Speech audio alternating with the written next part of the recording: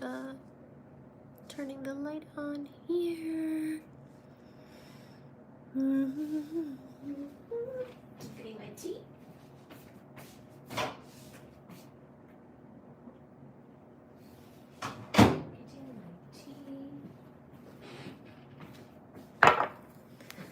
Good evening, guys. How are you guys doing? Oh my goodness, I hope I see many of you live tonight. How are you? How are you? How are you? Oh, actually, I have to go get a few more things, a few more items. Nice Baji.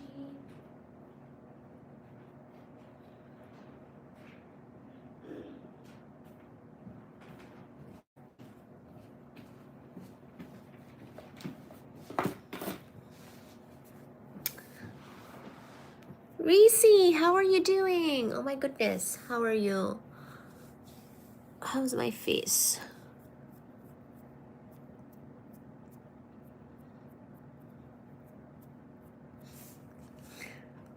How are you doing, Reese?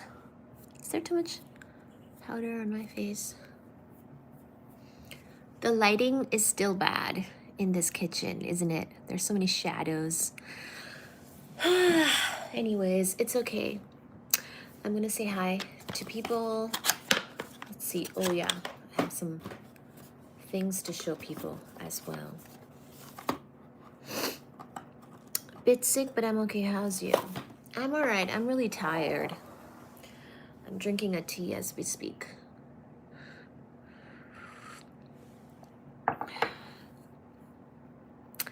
Hello, everybody. Thank you so much for joining. Come on in. Welcome live.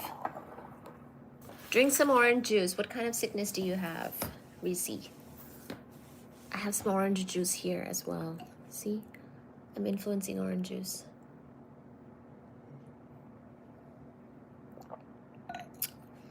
Hello, Primata. How are you doing? Just made a tea too. Okay. Good. Very good, guys. Very good. Where's my phone? Should share the live. Just a bad cold, I think. Okay. Well, everybody, thank you so much for joining. If you're joining, if you're seeing this as a video upload later on under the live tab of the channel, then please do leave me a comment so I know that you saw this video and let me know what you thought. Thank you so much. Are you interested in metaphysics? Hi, Ironic Point. Hi, RK Voice. Hi, Perk. Hi, Luce Quaris. Aren't you that scientist lady from last time? I am. How are you doing? And as far as metaphysics, I'm not sure. I think, there's Baji, by the way.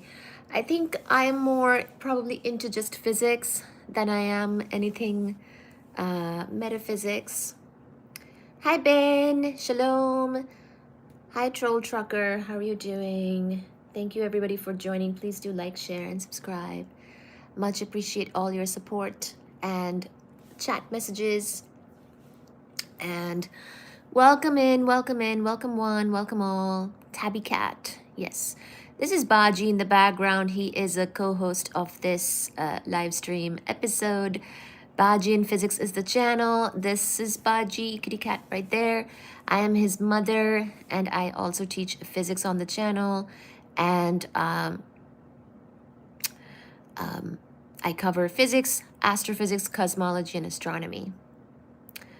Cute kitty, and you are beautiful. Thank you. Don't use seps. Angel Waste is saying, how are you? I'm good, thank you, Angel Waste. The cat is so cute. Jesus loves you. Thank you, Mace is the case. Thank you, Alexa. Thank you, Lou Squares. You had a nice day. I had an okay day. I have just been really tired all day. Bro, have you gotten your daily hydration level by water? I'm about to drink some tea and orange juice, but thank you for checking. Hello, Lou Squares. Hello, Andy. Hello, Troll Trucker. Co-host, yes. Hello, Perk2204. Hello, Vladislav. Look at Baji. I'm gonna get my other phone so I can share the live. Hello, hello, hello. I'm gonna just say hi to everybody and to chat and hang out for a bit, and then we will cover our topic of today, which is gonna be spooky action at a distance. Moving on to such other more topics. I wanna take him. Oh, no, no, no, no, no, you can't take him. This is where Baji belongs. He likes it here. Thank you everyone for joining. Hi, Curtis. Oh, hey, I'm recording a video right now. Okay. Hi, what's up? Hi, Loose Squares. Hi, Andy. Ooh, Andy says I'm majoring in astrophysics. Oh, good. You're in the right place. I would love to learn from you. Thank you. Yes, we are about to cover more interesting topics, so you're in the right spot. This is the correct live stream for such things. Thank you so much, everybody, for joining. Do come on in. Can we get 10 likes? Big up the cat. And where are you from? Hello, ZH. I'm in Boston. Vladislav is saying you seem interesting and beautiful. Thank you, Vladislav. Hello, Danny Lane. Are you a professor at a college? Hi, Michael. There's a giant raccoon. Oh, nice hair. The channel still hasn't grown. Hello, user GI. Hello, Tile by James. Hello, Stony. Hello, My Music Gen X. Oh, thank you, Parker.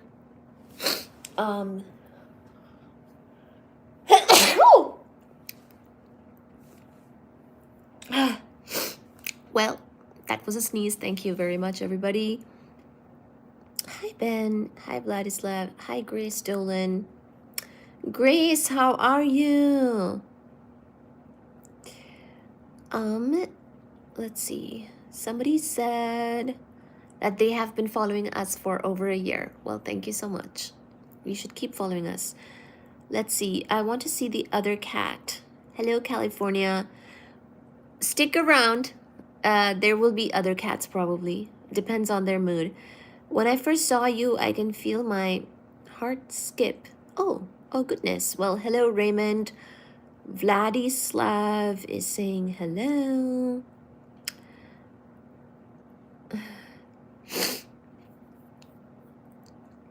Hi, Grace. Hi, Isatek. Maybe you might benefit from some iron tablets. I am taking iron tablets. I think I told you that, right? I am taking iron tablets. What do you mean?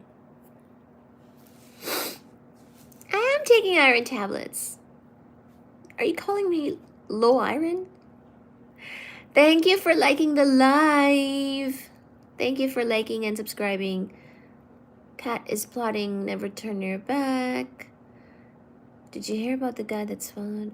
Okay. Ooh, Baji Baba is so athletic. I think Baji knows that we're online. And so he is showing off his athletic abilities because generally he's not very active, to be honest. He's not that active usually. He likes to sleep a lot, but I think when the camera's on, he knows it's time to show the world. Hi, Ben. True Engagement. Hello. Trying to get a scholarship. Hello, Summer Baby. So I am just saying hi to everybody for a couple of minutes here, and then we will start with the topic of tonight, okay? So just bear with me here. I'm going to check the live settings and share the live and things like that. Please do like and share and subscribe if you're here for the first time. Welcome. We cover physics, astrophysics, astronomy, cosmology. We have very nice and healthy discussions. We also have this kitty cat right here, and lots more. So please do subscribe, and then you can keep coming back to the lives and follow along with all our discussions, which makes a lot more sense when you come to more than one live. Hello, DS. Okay, why are you so smart? Oh, thank you. Hello, Blake Wood. You probably must. Gorgeous. Okay. It's just because you said your energy was low. Maybe you told me, I forgot. Because she is. Is the cat pink? Peace be upon you. Hello. Thank you, BG Boss. Thank you, D Caller. Do you know the national capital of Canada? Is it Ottawa? Summer Baby is saying Quantum Mania brother.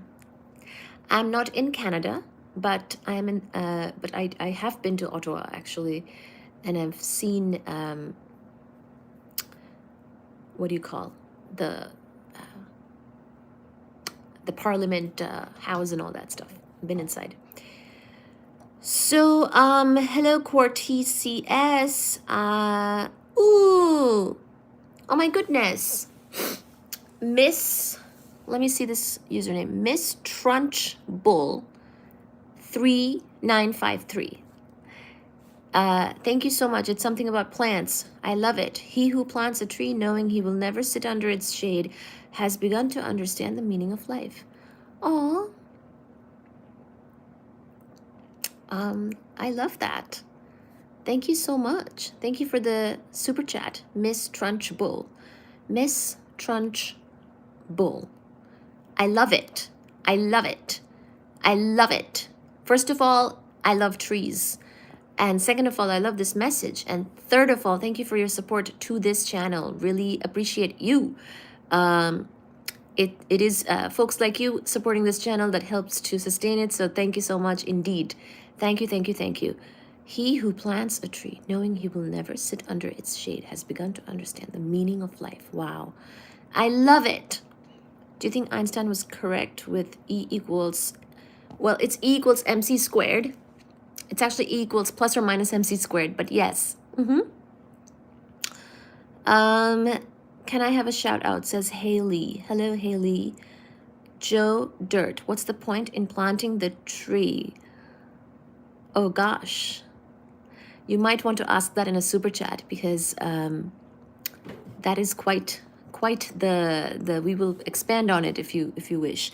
How much cats do you have? Hello, Grace. Are your parents engineers? They are not. The theory of relativity says true engagement. Joe Dirt is crying and laughing. Okay. You see the cat in the back? Yes. Thank you, Ben. Ben is moderating as well as Reese. Thank you so much. It's my dream to be on Jeopardy. Oh, lovely. Okay. Well, here is Baji. Let me set up the live on here. So tonight, I think what we will do is we will revisit Spooky Action at a Distance and finish up the quantum mechanics topic that we started the other day. Thank you for subscribing, guys, by the way. Appreciate it so much. Action at a Distance. Oh, gosh. And finish up the quantum mechanics. My voice on the other phone as I try to share it. So basically, we talked about grand unification theory candidate last night, and then we launched into a bit of dark matter news. Ben shared a paper. It was about fermionic dark matter, and we had a lot of fun with it. So tonight we will go back to the book that we have been covering, all the quantum mechanics from the 20th century stuff from, and we will finish it up from there, okay? Which will of course entail a very interesting discussion. So I look forward to it. Hopefully you're excited because it's generally enjoyed by many and should be a very interesting discussion. So Baji Baba, look, Baji has now settled down. Thank you everybody for joining. Please do like, share, subscribe. I see people are coming and going probably, and I do hope that you take a moment to subscribe so you can come back to the live and join in and stay longer for the discussions, okay? So let's see. Ooh, Suji Mama is here as well. Oh, goodness. Hello, Vladislav Mendzelebs. Let me say that again. Vladislav Mendzelebs. Vladislav Mendez. Oh God, I'm usually much better than this. Vladislav Zelevs has done $5 super chat. Thank you, Vladislav. Vladislav. Thank you, Vladislav. Oh my goodness, gracious me. I must heart it and like it just now, right now. Thank you, Vladislav. Oh my goodness, thank you so much. Barry is saying like and subscribe. Yes, please. Thank you so much. Love your cat so much. Hi, Miguel. Tiffany, is that your stomach gurgling? Maybe. I don't know. What does the Baba in Baji Baba mean? So Baba in my language actually means father, but I'm a Bengali person from India, and often we say the dad and the mom for our kids as well. It's an affectionate call. Baba translates to father, but in the context of calling your kid that, like a son, people can say Baba. So Baji Baba is like my son. Suji Mama is like my daughter, you know, where Mama is actually a mom, or Ma is mom and Baba is dad. But we can say that for affectionate calls as well. Okay? It's a Bengali mom thing that I do. So, okay, let me make a goal for the live as usual. I'll start the goal. I will share the live. Like Papa Kitty. Hi, Haley. Here's your shout out. Tiffany says, where is your belly button? Nusrat is saying, are you Indian?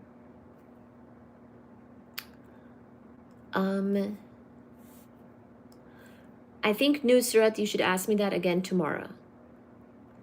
It keeps the chat alive. Questions about my ethnicity. So I think I never want to fully be done with it. And then somebody asked about my belly button. I think you should ask me that question in 2 days, because it also might keep the chat alive. Keep it coming, guys. Please do dominate the chat. And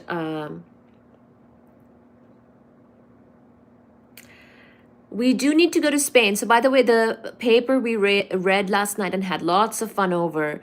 Last night's live, later on, you should go check it out. By the way, if you missed it, we had so much fun reading about this fermionic dark matter paper, which of course involved sort of a new scalar field and all that. So it does involve discovery, you know, of something new here, a new type of particle and whatnot, for dark matter to be explained in that way. But that paper, the corresponding author was from Spain, from Granada, and we were so excited, we said we were all going to go to Spain. And we just might. So if you're from Spain, please do tell us in the chat, and Ben will welcome you, and I will also welcome you if I see your chat. So how do you feel about the double slit experiment? I feel fine. I had to teach it quite a bit in grad school to the undergrads. So I feel like I've seen it quite a few times, and it's nice. It's, you know, shows the wave particle duality of light and everything like that. So it's cool.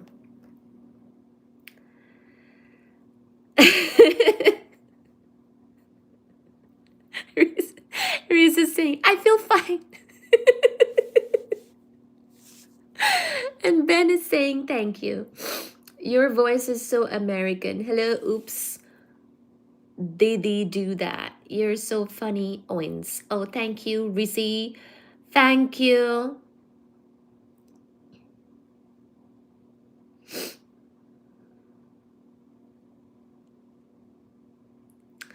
I think Baba is a great word for dad. I think it's better than dad. Yeah, Baba is the Bengali for dad, and Ma is for mom. As a lot of people say mama, you know. I don't say mama for my actual mom, but I do say mama for my Shona Suji. And Shona is another word that you should know. Shona means golden. So, you know, in our culture, gold is quite important and part of the culture. A lot of people own some gold, jewelry and things like that. And so I don't know if that's the reason why or what, but we also just mean precious. So Shona means gold or golden. And so Shona Chele means golden boy, and Shona Me means golden girl. And we say that too as far as the kids go. So sometimes I say Suji Shona means golden kitty, and Shona Mama means, you know what I mean? I hope you're catching the drift. Tonight I'm also teaching some Bengali apparently.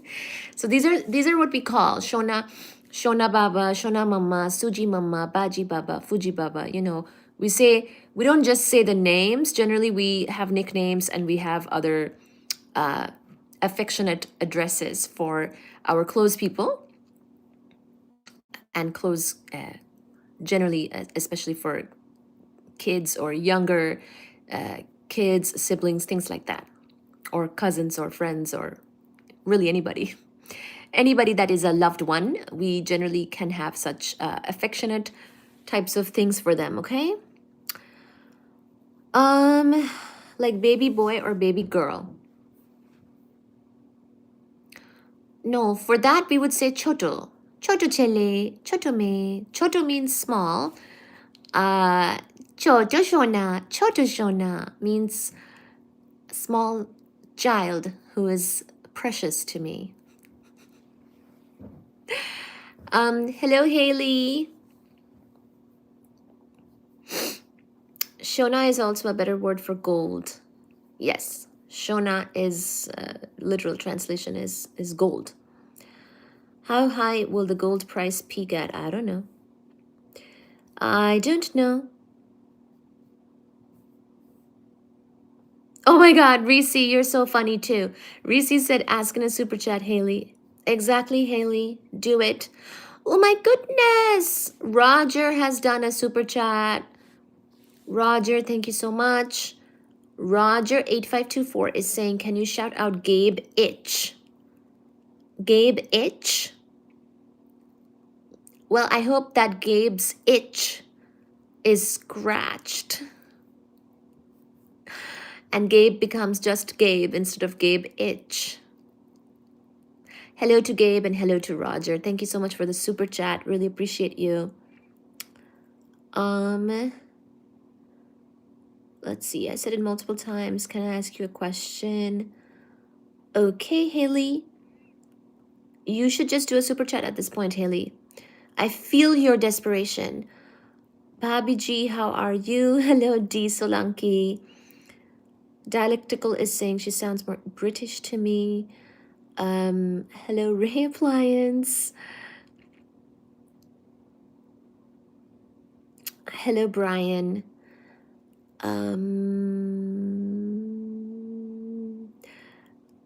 So many beautiful words in many cultures that are more expressive than English.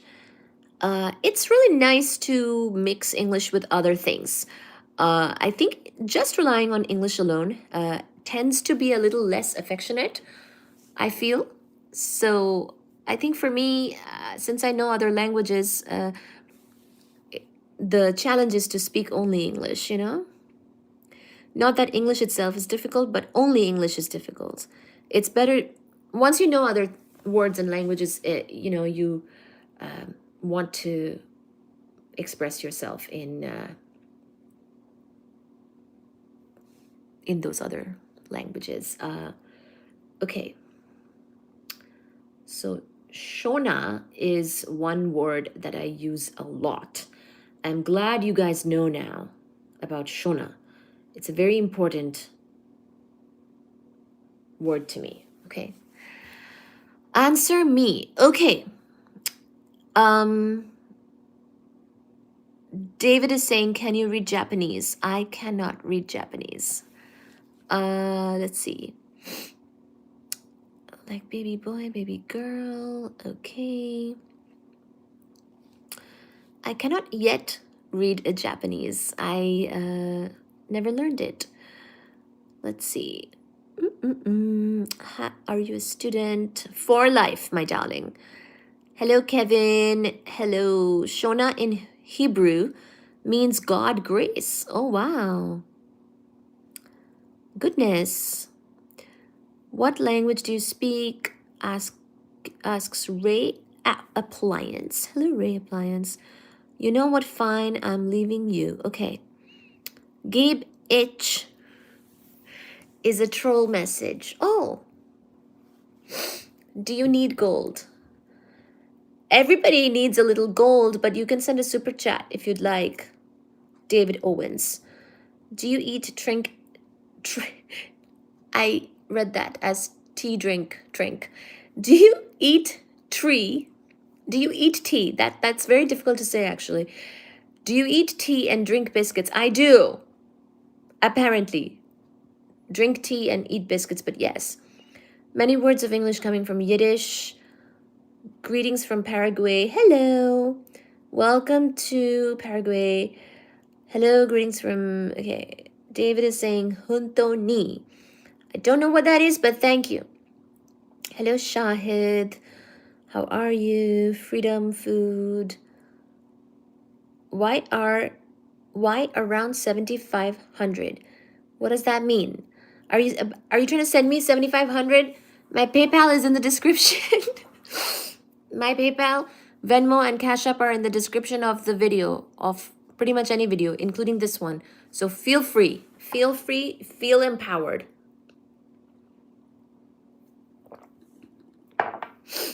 Feel empowered indeed, my loves. By the way, thank you so much, guys, for all the super chats. I really appreciate you. Who did this last one? Oh, it's Roger. Again. Hello, Roger. Can you shout out Mike Hawk? Hello, Mike Hawk. Are you being a hawk to Roger? Leave him alone, Mike. Leave him alone. I think he needs some space. Are you wearing lipstick? I'm wearing a little bit of that Cushion Matte Lakme lipstick that I showed you last night and forgot to wear it last night. Yes. So I have this red lipstick from Lakme called Cushion Matte, and I just put a little bit on. Yes. Blake Wood is saying, do you feel that smarter people struggle with mental health more? I would say, yeah, possibly. Japanese is an easy language, believe it or not. Really? Hello, Shahid. Hello, Roger. Are you? I'm not from Israel, but I think Ben is. Do you speak Hawaiian? I don't. Aloha. That's the only couple words maybe. Hello, Kimo G. Bison. Kimo Gibson. Kimo Gibson. Sorry, had to look at that a bunch of times. I love Hawaii though. I'm on the wrong coast for it, but I am on the right coast for the Caribbeans. Okay, stuff like Mike Hawk and Gabe Owens, stop reading stuff like this. I don't know who these people are. Are they anybody important?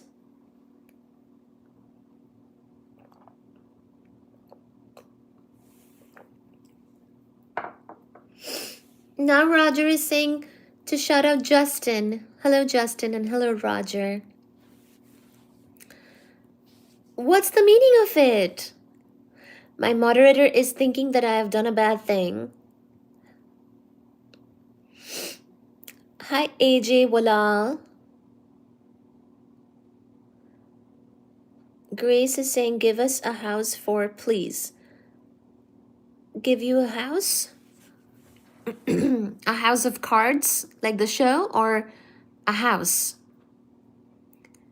You speak American. Can you speak Australian and Canadian as well?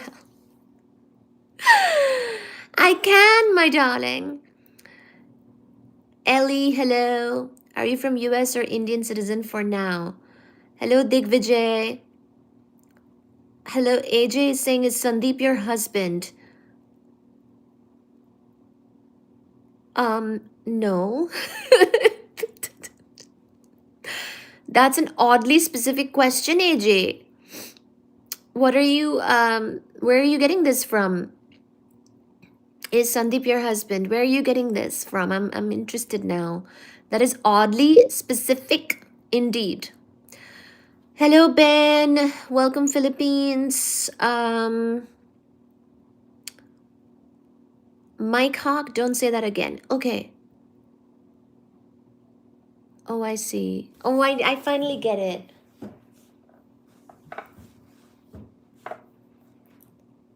Mike Hawk. I said it very clearly, though.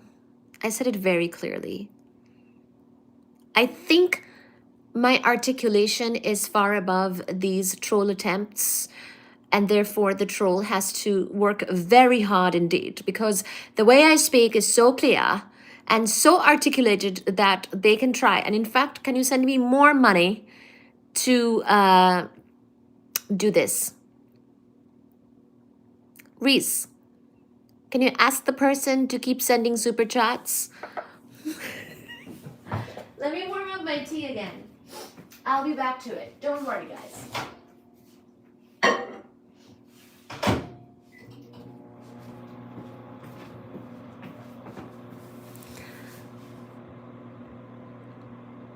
Spanish is even easier than Japanese. Are you a Jew?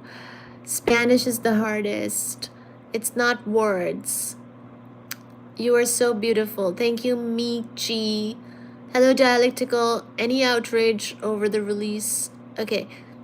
Hello, Ivan. Hello, Exode. She's Pakistani. Do you drink biscuits? You guys are funny.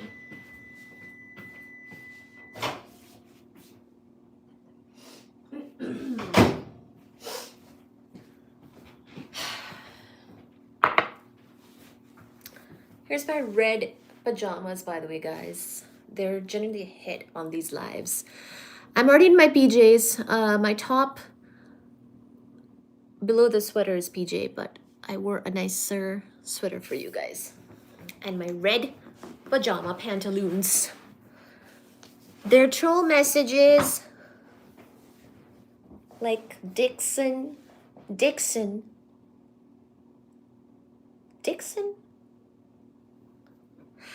I don't get it.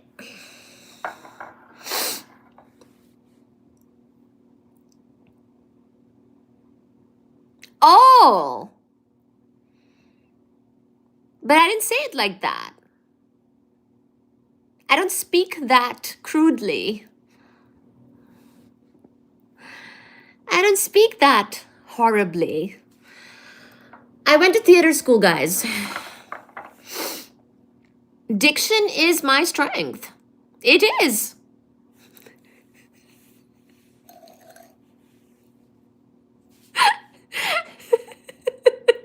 Hello, Adler. Hello, Henrik. Hello, Shahid. Hello, Natalie. Hi, Natalie. You're saying things out loud that you shouldn't. I really didn't, though. I think it did not have that same effect as was. But anyways, where was that person, Roger? You should keep on doing the super chats. It's really helping the channel. Hello, Alexander. Speaking from Brazil. Welcome to Brazil. Yay. Hi, Nebula.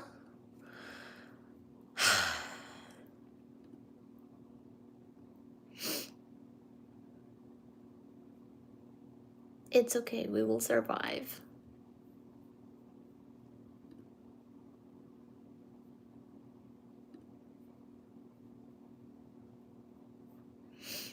You're just too innocent, bless you, ha. More money, please.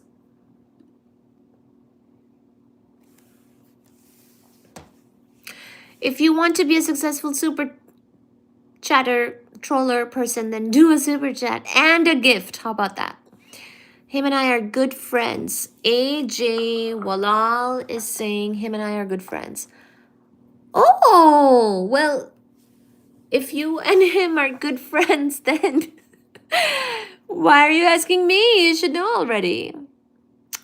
Hi, AJ Walal. Are you in Boston, AJ? Has he put you up to this? That Sandeep?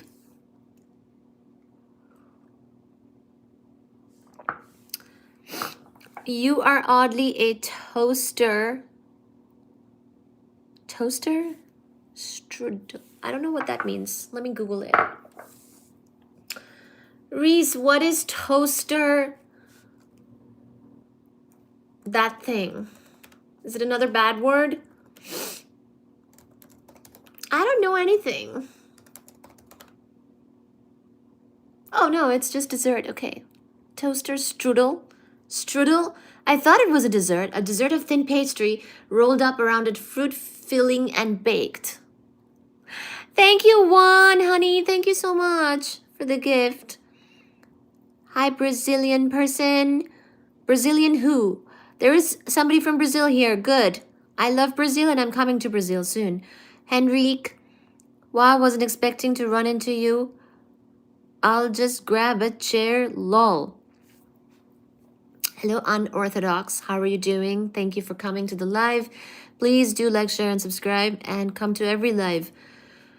Hi, Alexander. Hello, Unorthodox. Ray Appliance is saying, yes, you are. Sure. Freedom is saying, okay. Freedom thinks this is all very funny. Exode is saying, don't say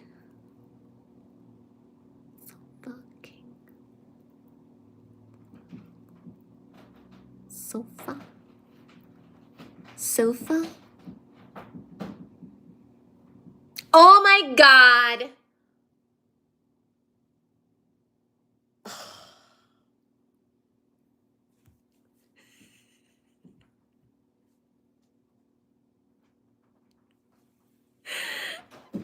I really don't get it. Hi, Suji. Hi, Salmon Wakefield. I think Suji has found a bug and she is now attacking the said bug. Hi, Shona Fuji. Or not Fuji, Suji. It's okay, Suji. Mama is supportive. Okay. AJ Walal is saying, me and Sandeep are good friends. Shahid is saying, from the river to the sea, Palestine will be free. Okay. Be careful, it's hot. When did you get married with Sandeep? Hi, Digvijay. Do you do cooking on your channel? Sometimes. Hi, Vani. What did you eat today? I ate hot dogs today. Johnny is saying hi from New York. How are you? I'm good. How are you? And I'm in Boston, not far from you. Are you from India? Easily seen. Okay. And eat progressive soup too. I do eat progressive soup. Grace Dolan is saying, Gabe. Okay, you said diction. Hello, Kai Ogo. Hello, Tutton Mark. Hello, Mortal. Hello, Unorthodox. This is T. Politics here, no. Can you say hi to first name Isla? I know a great place for a date. It's educational channel. This is true. Thank you, Ben. Innocent lol. Lick here in the front. Poker. Okay. Denial is more than a river. Okay. You look exactly like Beyonce. Well, in that case, Beyonce looks like me. Thank you, Bioletti. Digvijay is saying you are Bengali, question mark. Hey, AJ Walal is saying yes. You guys are having a nice little conversation between you guys, which is exactly what I want. Please do dominate this chat, guys. Dominate the chat. Dominate the chat and feel good about it.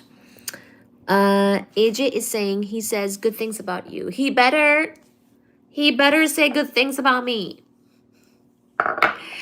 So AJ, where are you from? Which one are you?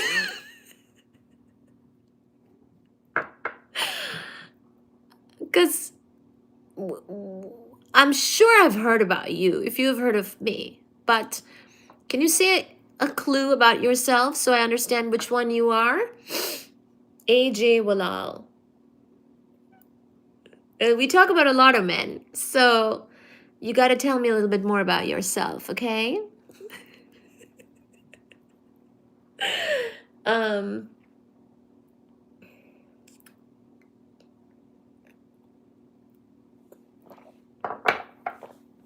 Juan, thank you so much for the gift. Hi, Amia.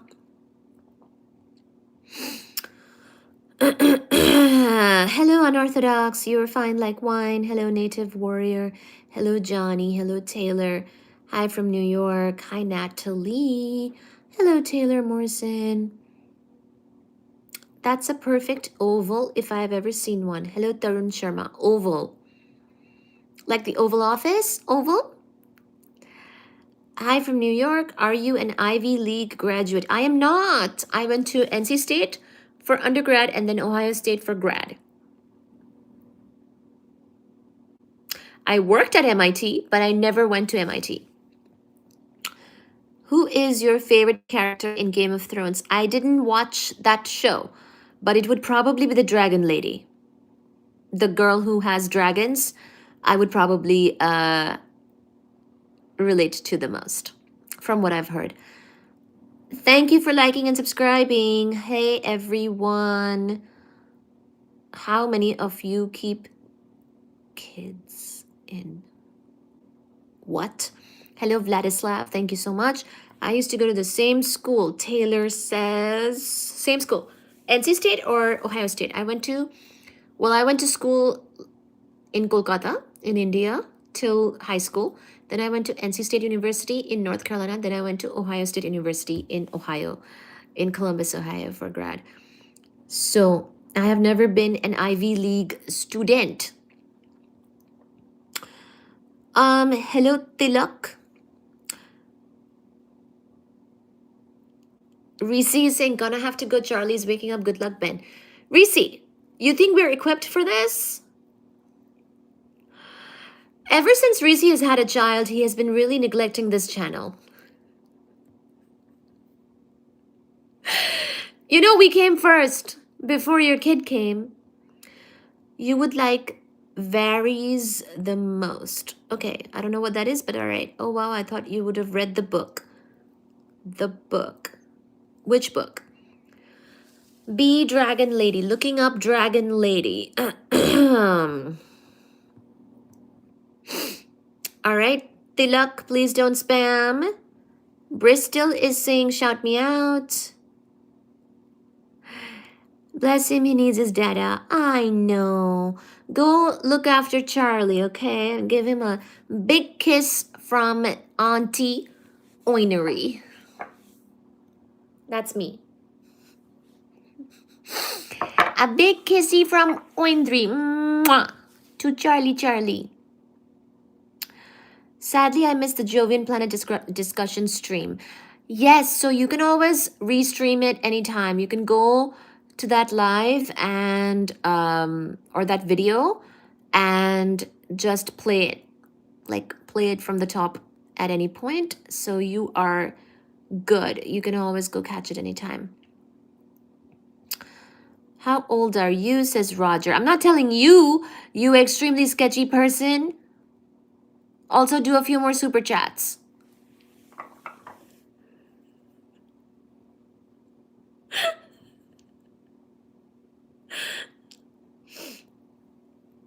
But this mug is from MIT though. They paid me. I didn't pay them. It costs $60,000 per year to go to MIT. And it's nearby schools. So, you know, I think it's a financially correct decision to not go there. Unless you get a scholarship, of course. Then please go there.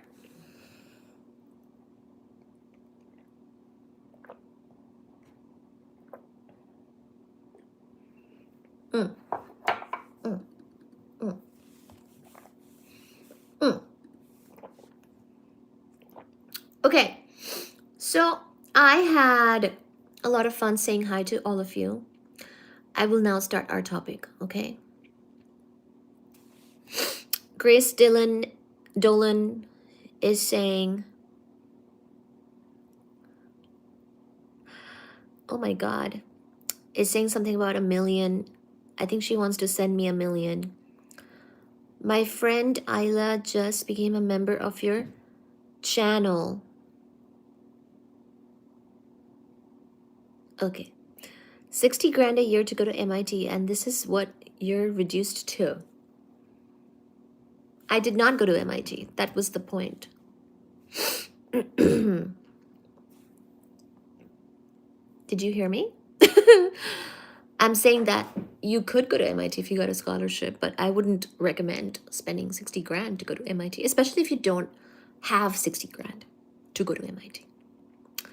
Thank you, Ray Appliance. Okay, so let's see. Sub, please. Thank you, guys.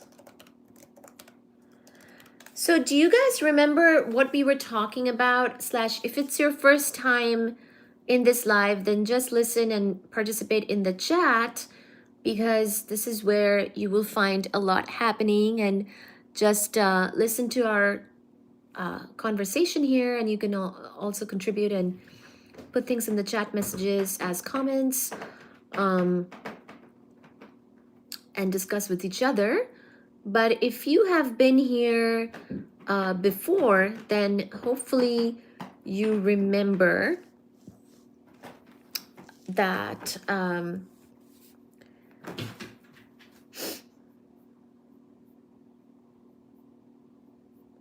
refuse to surrender to sleep. Okay. Hello, Wild and Fresh. If you remember, we were talking about quantum mechanics and sort of some of the bizarre qualities of quantum mechanics, okay?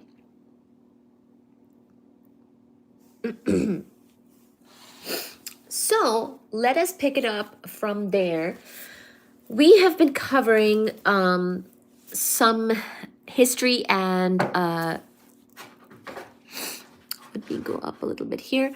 We have been covering some history from the 20th century and the developments in physics in the 20th century, in the form of both relativity, which includes special theory of relativity, as well as general theory of relativity by Einstein, and then also about the developments in quantum mechanics. And then yesterday we had a really great conversation because we were able to connect the Kaluza-Klein extension of general relativity to include one more dimension, so a fifth dimension, to the recent paper that came out that Ben shared, which also incorporates that fifth dimension and proposes this fermionic dark matter theory. So it all kind of really comes together. So I would urge you to pay attention to these discussions and these live streams that are covering material from the 20th century, like what we've been doing for a few lives now, because really all of the things that happened in the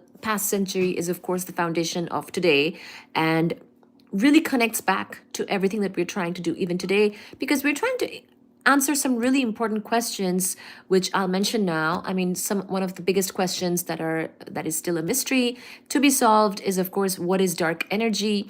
Or in other words, what is causing the expansion of the universe? It's a huge open-ended question at this point. So we know that the universe is expanding, and it is sort of this anti-gravity effect that exists at large scale, which causes the expansion of the universe. Although at local scales, for example, in the scale of our own galaxy or neighboring galaxies, or in the local cluster of galaxies, we have gravitational effects dominating mostly, and we may come closer to each other or basically have attraction between matter. But at the large scale, we see that the universe is expanding, and a galaxy really, really far, far away is actually receding from us, and the distance between us and that galaxy is increasing at the large scales. So that is called dark energy. We know that the effect of this expansion is very real. We just don't know exactly why it's happening and what is kind of doing that. What is this energy, which is sort of a negative energy of the vacuum, sometimes people say, right? What exactly is that is something that we are still researching, for example. So sometimes it's called dark energy, and what dark energy is a question mark right now. The next thing I would say that is a really huge question of the universe is, what is dark matter? This is now quite different from dark energy, even though dark energy and dark matter sound kind of similar, but they're not the same thing. Dark matter is invisible matter, which we see the gravitational effects of, but which does not interact with light, with electromagnetism.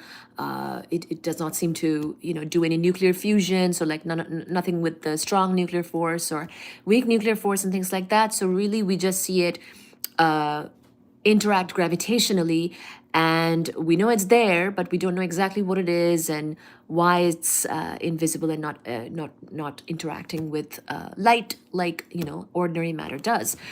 So there's, that too is a big topic at this point. And why I'm kind of reminding you of these unanswered questions is, of course, the story is not over. We have to keep on researching. We have to keep on contributing to physics in order to progress it further and understand nature more. But also because everything that we're learning recently, everything connects with each other. And all of the things that we cover when we talk about quantum mechanics, relativity, string theory, all of this really does have a lot of significance to what you would be contributing to today. Okay, so let's just keep on going. So we saw that there was relativity in the 20th century. Of course, by 1915, we had both special theory of relativity as well as general theory of relativity. And then, of course, we also saw the development of quantum mechanics and how it had the probabilistic nature of quantum mechanics. There was the uncertainty principle. There were people who were very unhappy about all these things, and they wanted to work on a grand unification theory or a unified field theory in order to subsume quantum mechanics as well as gravitation and have a more general, better theory that can contain all of this, because they were not very happy with the probabilistic nature of quantum mechanics and some of the implications of that. So we saw how there were debates and things, and Niels Bohr had that famous debate with Einstein, and he was able to actually resolve it by the end. Niels Bohr won, and actually the way he won was he used relativity. So we covered sort of these types of stories in the previous lives leading up to just now. So please do go check that out later on under the live tab of the channel if you're interested in these topics. Everything should be posted under there. So now we will kind of move on to sort of some of the bizarre implications of quantum mechanics, which will further underline why people struggled with it and what kind of challenges there might be that we would have to kind of face when we take into account the reality that is suggested by quantum mechanics. So one of those things is actually this very famous spooky action at a distance. So we saw that Einstein and his students basically thought about this experiment.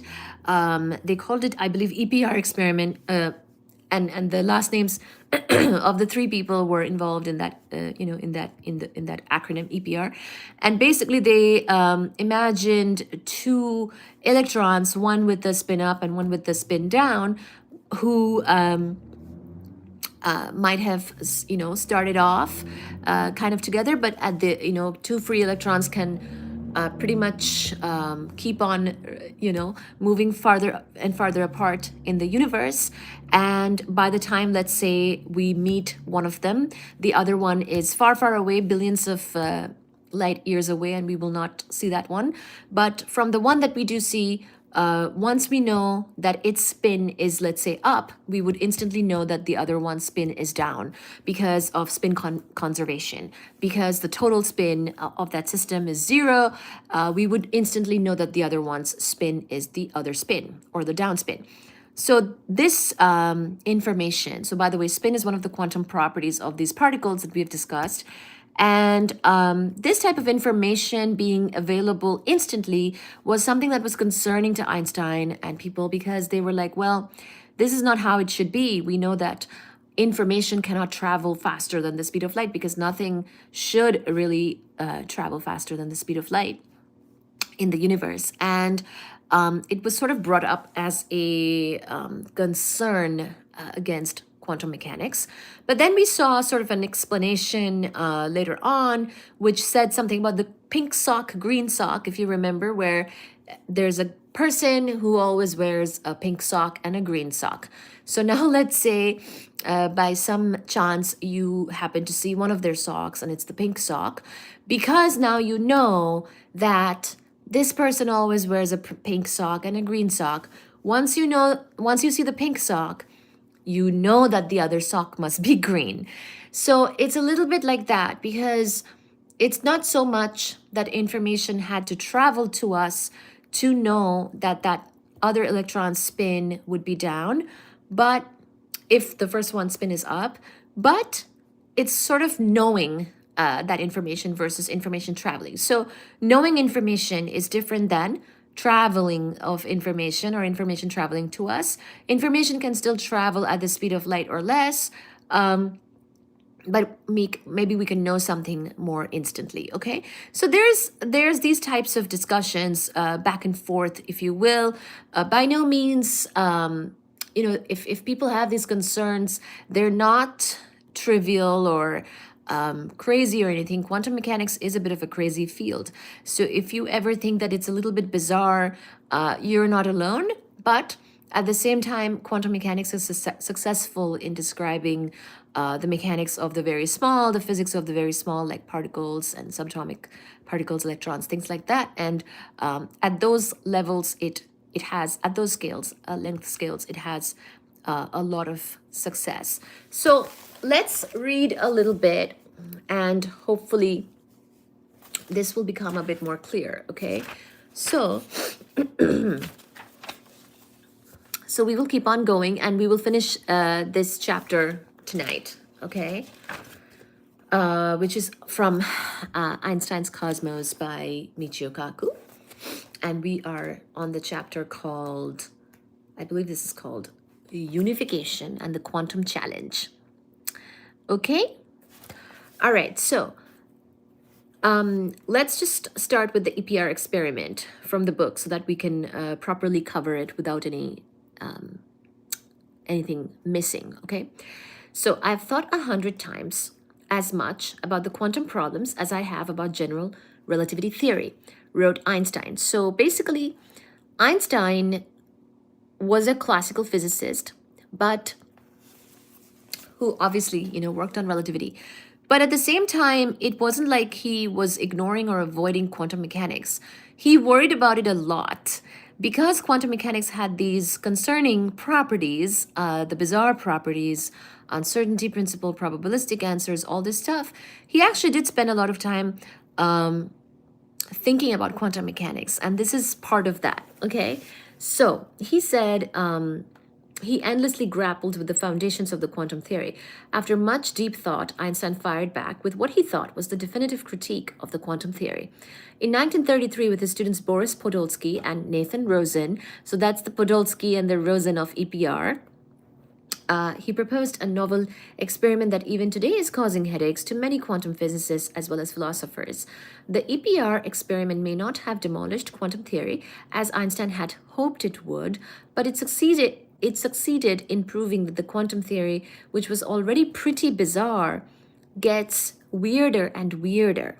Suppose that an atom emits 2 electrons in 2 opposite directions, okay?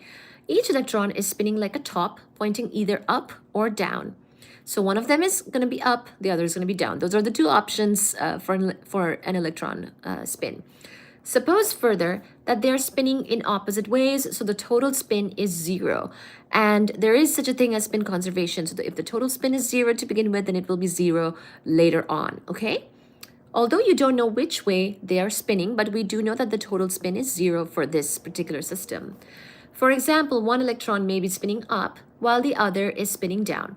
If you wait long enough, these electrons could be separated by billions of miles. Before any measurement is made, you don't know the spins of the electrons. Now suppose that you finally measure the spin of one electron. It is, for example, found to be spinning up. Then instantly you know the spin of the other electron, although it is many light years away. Since its spin is the opposite of its partner, it must be spinning down. So this is what I was saying earlier. Because you found the one electron that is now separated from its other electron, but you find this one and you think you find that it's spinning up, and because of conservation of spin, you basically now know instantly that the other one's spin is down. even though these are separated, and even though the other one is so far away, you might never see it, but you just know about its spin. So it's sort of this spooky thing that we know, okay? This means that a measurement in one part of the universe instantly determined the state of an electron on the other side of the universe, seemingly in violation of special relativity. Seemingly in violation. Okay, Einstein called this spooky action at a distance. So this is spooky action at a distance. You know how much we've talked about in quantum mechanics, something isn't until you measure it, right? There's uncertainty, there's probabilities, all this stuff. So it's kind of like until you measure the one electron, you don't even know its spin. But once you know its spin, you also know the spin of that other electron, which is pretty spooky. Okay, so this is the spooky action at a distance topic that we have mentioned. The philosophical implications of this are rather startling. It means that some atoms in our body may be connected with an invisible web to atoms on the other side of the universe, such that motions in our body can instantly affect the state of atoms billions of light years away in seeming violation of special relativity. So by the way, sometimes psychics talk about this. This is what they mean actually. Psychics will say, will actually sometimes reference the spooky action at a distance and say that, well, you know, the atoms of our body could have some connection to atoms on the other side of the universe, which we would never even know about, or, you know, maybe there is a way, there is something that connects us in a quantum way, you know, things like that. So this is what they're talking about, okay, in case you're wondering. So anyways, it means that some atoms on the other side of the universe, such that motions in our body can instantly affect, or sorry, let me read that again. It means that some atoms in our body may be connected with an invisible web to atoms on the other side of the universe, such that motions in our body can instantly affect the state of atoms billions of light years away in seeming violation of special relativity. And Einstein disliked this idea because it meant that the universe was non-local. That is, events here on Earth instantly affect events on the other side of the universe, traveling faster than light. So the fact of this situation, quantum mechanics being non-local, was something that he pointed out. And yeah, pretty much the whole, you know, the particle being spin up here, meaning that the particle on the other side of the universe could be spin down. And then, you know, we know that in quantum mechanics, something is only after you measure it. So it's kind of like you affected that other particle somehow, you know? And this is the sort of thing that is really hard and sort of non-intuitive to wrap your head around. And it was not liked by Einstein at all. Okay, so this is what that is.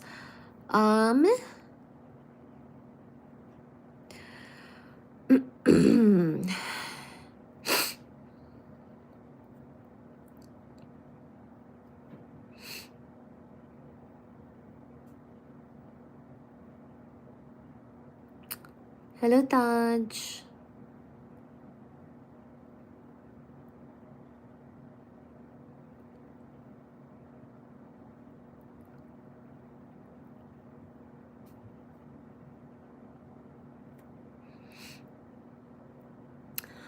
Baji Baba is around. He's here in the kitchen. Okay, let me keep going. Thank you, Ben. Keep on reading in fancy voice. Okay. Hi, Randy. So, okay. So hopefully you both understand what is this spooky action at a distance, and also what the concern of Einstein was, okay? This concern of like, how can we affect something on the other side of the universe? Because this could be read as us affecting that other electron. Now, whether that is true or not is a different matter, but this is what he was worried about, is that this is very non-local. It's saying that something measured here affects something on the other side of the universe. And I think he was like ready to die on that hill. Like basically, I think even that pink sock, green sock analogy I gave you is probably not something that he totally, took or bought into. But so he was concerned, okay? So anyways, he didn't like it because events here on Earth instantly affecting events on the other side of the universe, traveling faster than light. This was something he really did not like at all. Okay, on hearing of his new objection to quantum mechanics, Schrödinger wrote to Einstein, I was very happy that in that paper you have evidently caught dogmatic quantum mechanics by the coattails. So see, Schrödinger was a major contributor to quantum mechanics, but he too was not happy with certain implications of quantum mechanics, such as when he found out that actually his wave equation is not the equation of motion for the electron, but actually the equation that gives the probability of finding the electron. So it does not give you the position of the electron, but the probability of finding the electron. So the famous Schrödinger wave equations actually are not going to give you the position of the electron. For example, it will give you the probability, and suddenly quantum mechanics was giving us probabilistic answers instead of the deterministic solutions that we were used to in classical mechanics.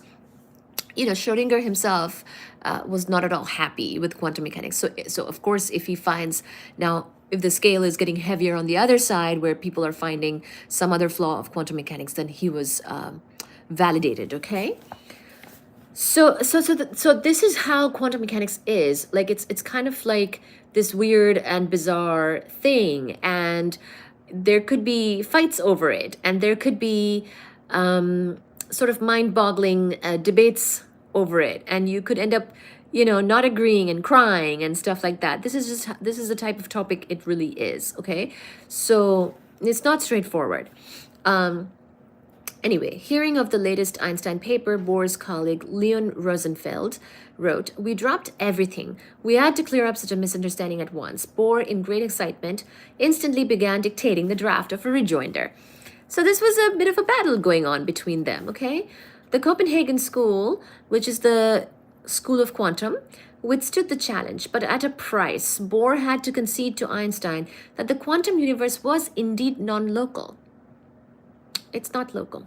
That is, events in one part of the universe can instantly affect another part of the universe. So in quantum, you are actually allowed to say that events on one part of the universe can actually affect events on another part of the universe which light couldn't reach, basically, which is a pretty big thing to say, given how much the speed of light being a constant in vacuum and nothing moves faster than light, So information traveling, we know cannot happen faster than the speed of light.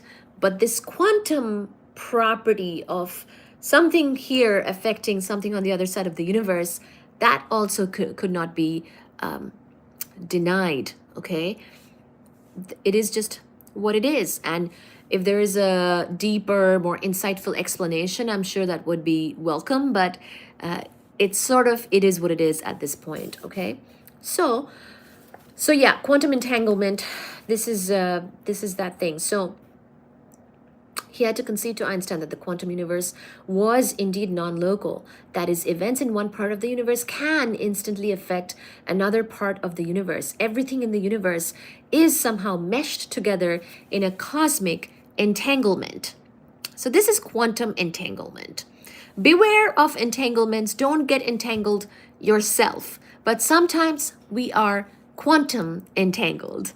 And classically, we might not like it, but quantum does allow it, okay? So the EPR experiment did not disprove quantum mechanics. It only revealed how crazy it really is. So even though Einstein was challenging quantum mechanics with his EPR experiment, ow, my knee is hurting. He actually did not really dismantle quantum mechanics. He just revealed further how crazy it really is. Even this, if it weren't for Einstein, then we might not have quantum entanglement types of things going on, okay? So he pointed he's the one who pointed out to us spooky action at a distance and this quantum entanglement situation. So over the years, this experiment has been misunderstood, with scores of speculations that one could build EPR faster than radio light, or that we can send signals back in time, or that we can use this effect for telepathy. So this is not about sending information or information traveling or anything really traveling faster than the speed of light, but it is about spooky action at a distance where measuring something on this side of the universe can affect something on the other side of the universe because of something like that quantum spin property. Okay, so the EPR experiment did not negate relativity. In this sense, Einstein had the last laugh. No useful information can be transmitted faster than light via the EPR experiment. For example, you cannot send Morse code faster than light via the EPR apparatus. And there isn't really an EPR apparatus in that sense. It's just basically this is a debate about information traveling versus information knowing. Physicist John Bell used this experiment or this example to explain the problem. So this is where the green sock and pink sock example comes in, which I think is very useful to understand sort of what's going on. He described a mathematician called Bertelsmann who always wore a pink sock and a green sock. If you know that one foot had the green sock, you knew immediately that the other sock was pink. There's Baji. He's come back to the tree. Yet, no signal went from one foot to the other. In other words, knowing something is entirely different from possessing or sending that knowledge. Sorry. So, once again, yet no signal went from one foot to the other. In other words, knowing something is entirely different from sending that knowledge. So you could be in possession of the knowledge that one sock is pink means the other sock is green, or vice versa. But that does not mean that there was any information that traveled between the pink sock and the green sock. You just kind of knew. And before you see the pink sock on one foot, you would know what that foot is. So you're taking a measurement of the foot, seeing that it's a pink sock, and instantly knowing that the other foot must have a green sock. So it's very similar to that electron spin up and spin down situation, but no information has really traveled from one foot to the other, just like no information really travels from one side of the universe to the other. But suddenly, by knowing the pink sock, we know about the green sock, which in quantum mechanics would be to take an observation of the pink sock, which then the pink sock exists because we took the observation or the measurement, and then it affects, I guess, that other foot in a way that it suddenly has the green sock. So this is a sort of bizarre quality that we have to sit with in quantum mechanics. We cannot really avoid it, okay? This is just how it is. So there is a world of difference between the possession of information and its transmission. So we're not saying that the information has transmitted at a speed greater than the speed of light or instantly or anything like that, because instantly, anything traveling instantly is not really allowed. Pretty much nothing travels faster than the speed of light in vacuum. So instant is not a thing. Even as we, mentioned, if the sun were to suddenly disappear, it would still take us 8 minutes to notice. So nothing is ever really instant, okay? Except for quantum entanglements. It's kind of like, think of it this way. Like if you get to know a person, care about them deeply over time, that is allowed in classical physics. So, that type of analogy, like get to know a person, that's instant, but that takes time, but a quantum entanglement can be instantaneous sometimes, so there is that. So all right, by the late 1920s there were now two towering branches of physics. So now we will kind of do a little bit of a summary. Let me look at the chat really quickly.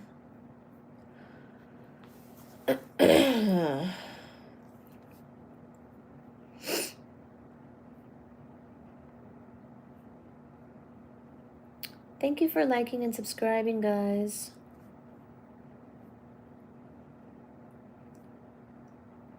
And also thank you for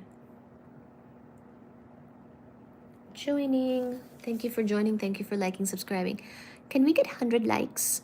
And thank you so much, everybody, for being here. Let me change the title of the live really quickly, and then we'll jump back in to summarize, okay? So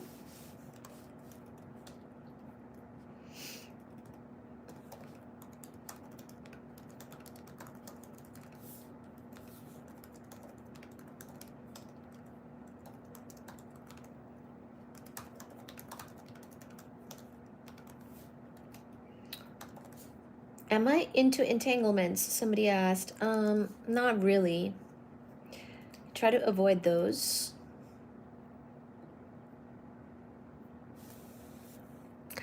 But it's quantum, not me.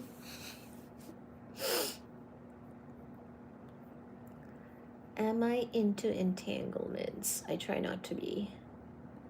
Certainly try not to be. Thank you for the hearts. And thank you for joining and being here. Please do like, share, subscribe.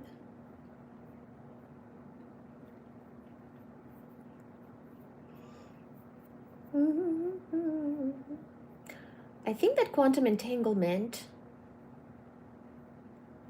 has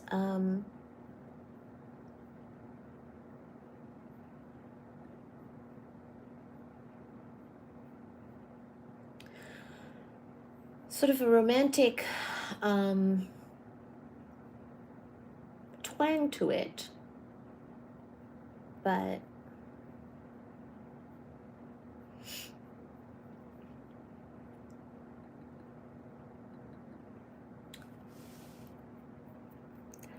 thank you, thank you, thank you.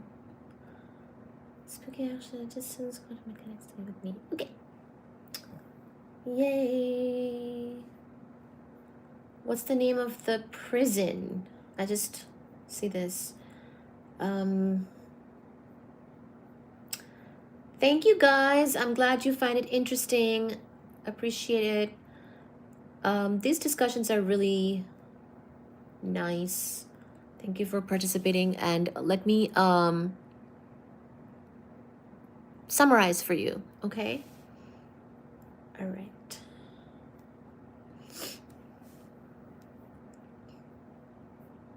I changed the name of the live so that people are not. Scott, you're here. Scott is saying, hello, passenger princess. Good to see you. I'm here live. I haven't seen you in a bit. We're talking about spooky action at a distance. We just finished that. You might want to rewind later on if you missed it. We've been covering a lot of interesting topics for several lives now. So if you missed it, please check it out later on, okay? Scott Romer is here to do a $100 super chat. That's what he usually does. Quantum physics is very romantic, talking about partner. Are you a doctor? Yes, darling. Trip is saying spooky action. Okay, I will look at your comments in just a moment. Let me finish up the summary so that we can keep up with this nice momentum of the topic that we're covering.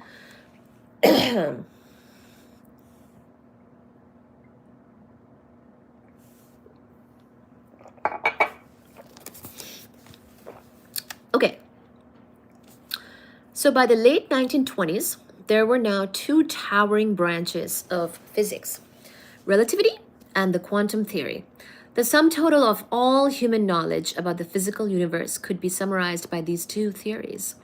One theory, relativity, gave us a theory of the very large, a theory of the Big Bang and black holes.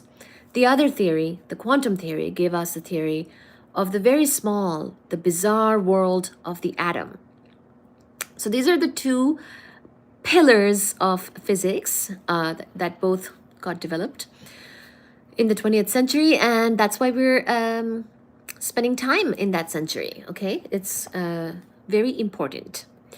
Although the quantum theory was based on counterintuitive ideas, no one could dispute its stunning experimental successes. Nobel Prizes were practically flying off the wall for young physicists willing to apply the quantum theory.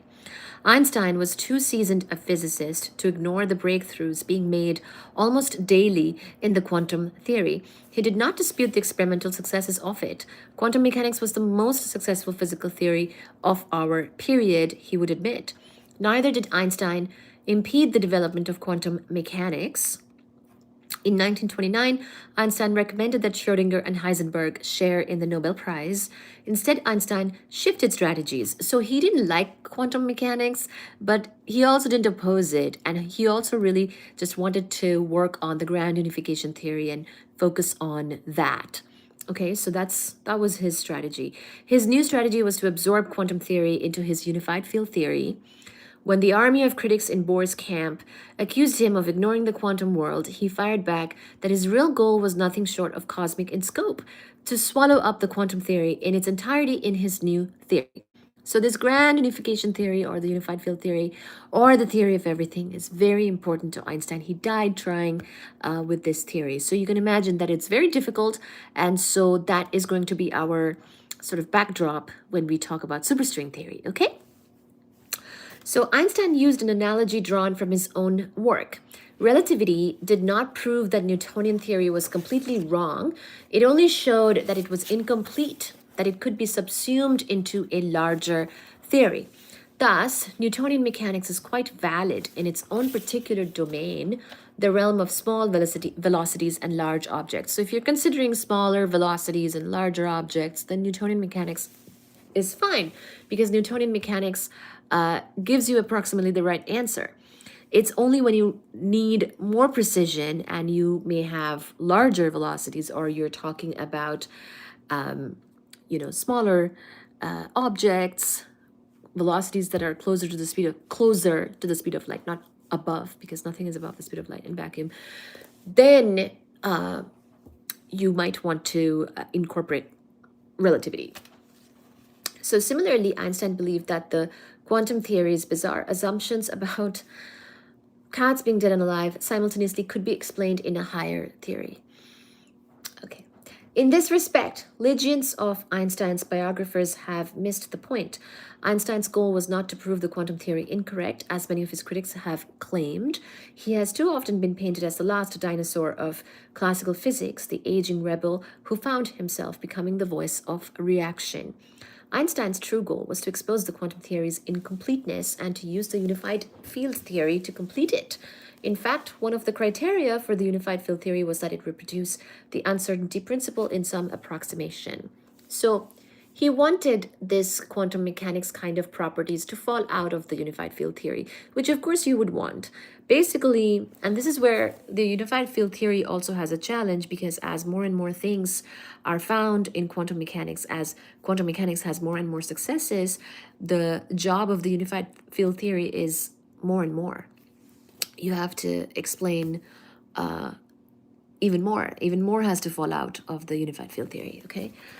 So Einstein's strategy was to use general relativity and his unified field theory to explain the origin of matter itself, to construct matter out of geometry. In 1935, so because he wanted, basically his theory was general relativity, and then he's trying to kind of extend that to get the unified field theory, and it's almost like the unified field theory with its math and geometry and everything would give us somehow matter, which is pretty tough. It's not easy, but that's what he's wanting to do. And that's what essentially I think superstring theory does in the end, okay? So, but not in his time. In his time, superstring theory did not develop. So we'll see. Einstein's strategy was to use general relativity and his unified field theory to explain the origin of matter itself, to construct matter out of geometry. In 1935, Einstein and Nathan Rosen investigated a novel way in which quantum particles, such as the electron, would emerge naturally as a consequence of his theory rather than as fundamental objects. Because now there were all these different particles, and nothing was really explaining exactly like what's the general bigger picture that they come from. Sort of, if we have all these like modes, if you will, that correspond to the different particles, electrons, muons, taus, quarks, like all these things, right? These are all particles, these are all matter. But is there something that they, something more fundamental approach or fundamental theory that they come from? That's the theory that they wanted to develop, which would be the unified field theory. And it would also, it would also incorporate general relativity and be able to explain gravitation, because as we know, particle physics doesn't really give us gravitation. It gives us the other three fundamental forces, but it does not give us gravitation.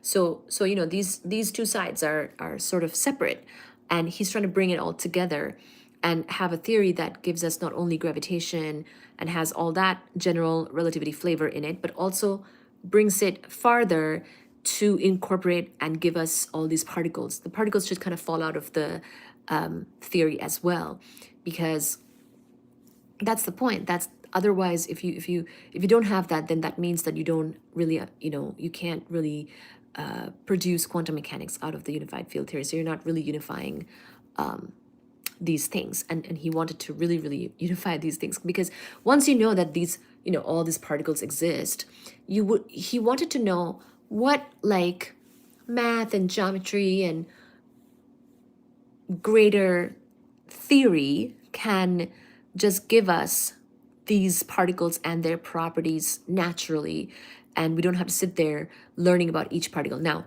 some people do want to sit there learning about each particle, and that's how particle physics works, and particle physics in itself is a whole big field, and there's a lot going on, right? So you wouldn't want to, it's not to minimize the work of particle physics, but I think he really wanted some general big picture view that would let these particles just kind of come out as different modes or something of his bigger theory, instead of living in a sort of particle jungle, if you will, right? Because I mean, yeah, as we saw, like Nobel Prizes were flying off the walls, like people were discovering particles, people were getting Nobel Prizes for those particles, and those particles, I mean, these are real things, these are happening, and a lot of physical reality is associated with these discoveries. These are happening in the lab, these are happening with experiments. So you cannot deny them. You cannot deny the positron being found. You cannot deny the neutron being found. You cannot deny that the neutron is made up of farther breaks down into quarks. You can't deny these things, but we want to know, like, but why, like, why quarks? Why, what are these particles more fundamentally? Are they sort of the different modes of something more general, and what is that general thing, and what is the math of that general thing, so yeah, anyway, so basically he wanted the quantum mechanics kind of stuff to fall out of the unified field theory as an approximation, and the unified field theory to be the more correct version, basically. So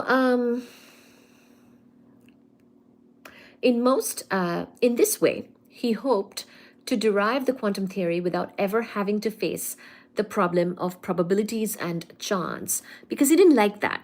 He didn't like the parts. See, he's also thinking that if he does this way of doing the unified field theory, which contains quantum mechanics, then he would have to face quantum mechanics's weird properties like uncertainty principle, probabilities, chance, and is the the pink sock, green sock, the spooky action at a distance. He didn't like all those things. So all of the things that he didn't like, he could maybe avoid by having a greater theory, okay? So when think of,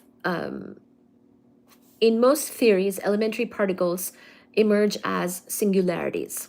That is, regions where the equations blow up. Think of Newton's equations, for example, where the force is given by the inverse square of the distance between two objects, When this distance goes to zero, the force of gravity goes to infinity, giving us a singularity. Because Einstein wanted to derive the quantum theory from a deeper theory, he reasoned that he needed a theory totally free of singularities. Examples of this exist in simple quantum theories. They're called solitons and resemble kinks in space. That is, they're smooth, not singular, and they can bounce off each other and maintain their same shape. Einstein and Rosen proposed a novel way to achieve such a solution. They started with two Schwarzschild black holes. So black holes is something we've discussed, defined on two parallel sheets of paper. So let's see what they do with the black holes. By using scissors, one could cut out each black hole singularity and glue the two sheets back together. Thus, one obtains a smooth singularity-free solution, which Einstein thought might represent a subatomic particle. Thus, quantum particles can be viewed as tiny black holes. This idea was actually revived in string theory 60 years later. So 60 years later, they tried this again. By the way, string theory really did not develop during his lifetime.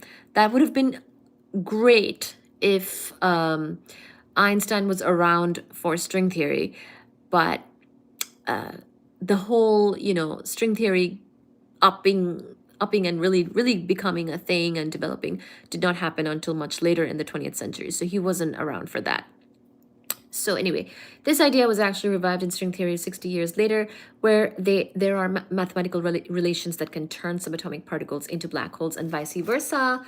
So, the other thing is, sometimes when you try to go for the unified field theory way of understanding the particles, what some quantum mechanics and particle physicists might say is that is kind of overcomplicating things a bit too much.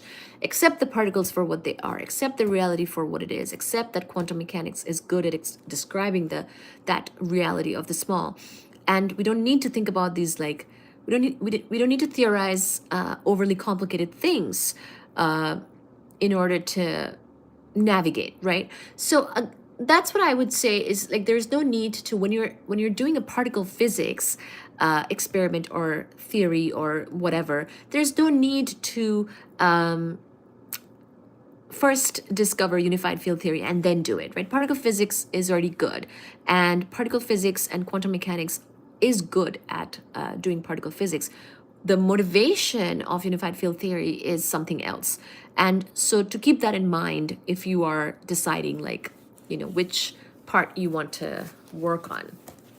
So this Einstein-Rosen bridge, by the way, are you ready? We're about to talk about a wormhole.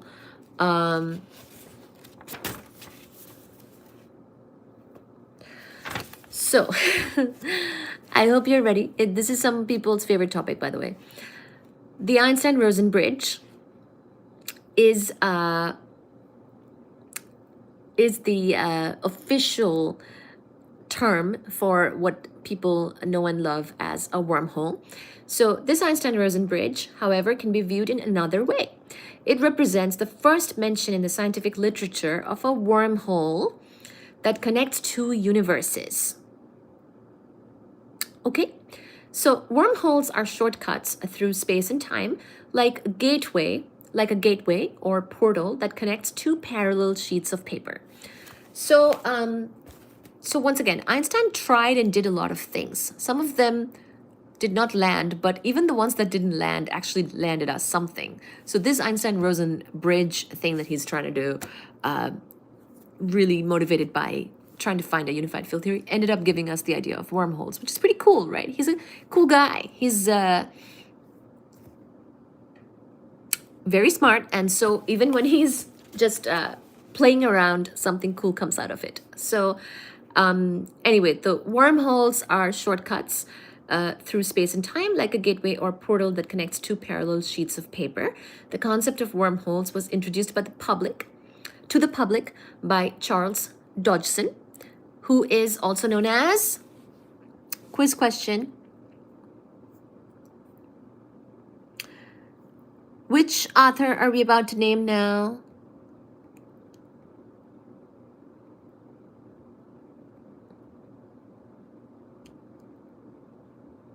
There are. I need to go to church. Lol. I'm gonna follow you because you're mostly right. Oh, hello, Anthony. Um, thank you for joining.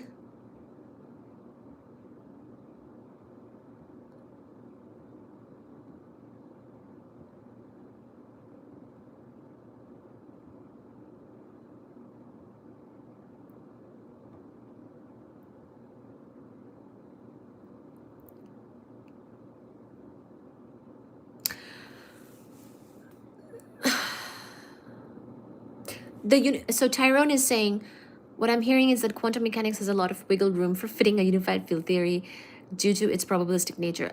The motivation was actually that the unified field theory will contain quantum mechanics because they wanted a more grand, general unified theory that can subsume both gravitation and quantum mechanics, because quantum mechanics does not give us gravitation, and gravitation or general relativity does not give us quantum mechanics. So they wanted a bigger theory that can subsume both.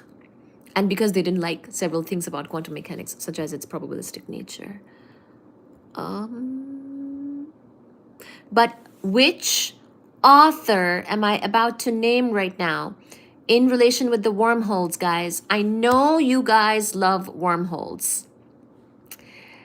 A lot of people I get on this channel are into the science fiction-y side of things, and they really like wormholes. So I just mentioned to you about Einstein-Rosen bridge, and now I have a question for you, a quiz question. Einstein-Rosen bridge is the first official mention of a wormhole without calling it a wormhole. Wormholes are real, yes. Never said they weren't. It's just that they are more commonly.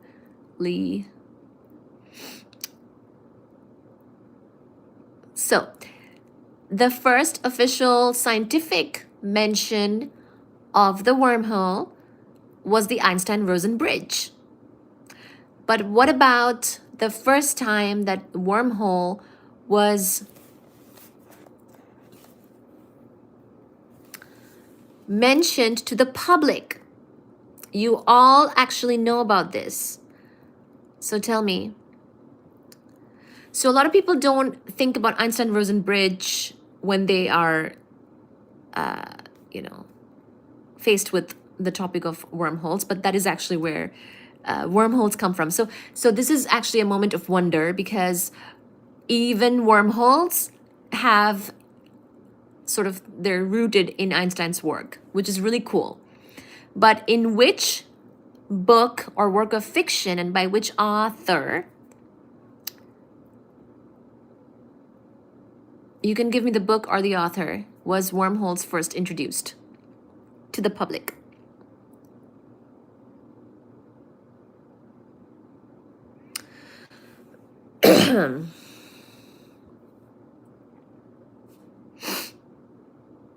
Not Star Trek. More common. Everybody knows this one. Hi, John.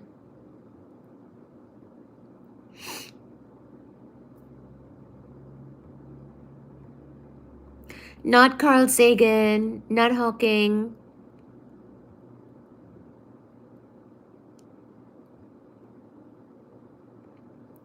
You guys know it. Tell me. Eric and Keith. No. Okay. Not sure which Eric and which Keith you mean, but no. Tell me, you guys know it. I know you know the book. I know you do. Think of a famous book, guys. Not Eric Brown.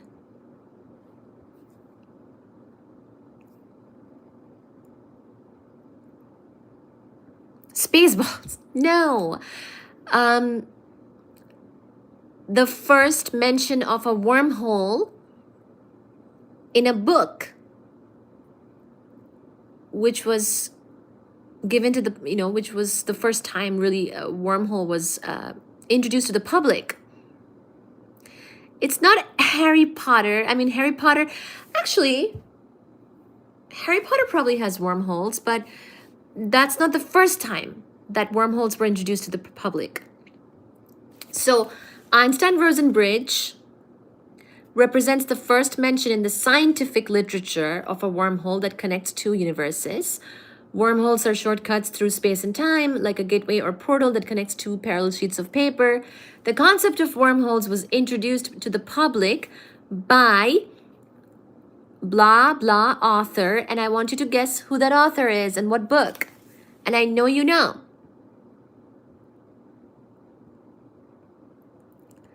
Alice in Wonderland. Yes! Alice in Wonderland. Yes! Not by chance is saying Alice in Wonderland. Oh my goodness. What year did the book come out? Star Trek, Wizard of Oz. Oh my goodness.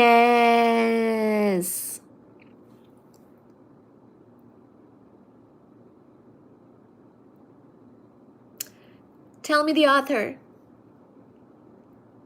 Tell me the author. Alice in Wonderland.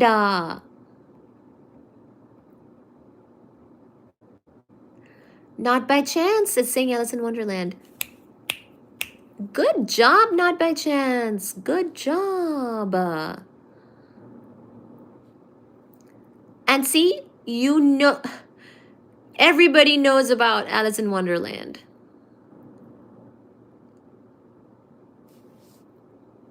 Of course there's a...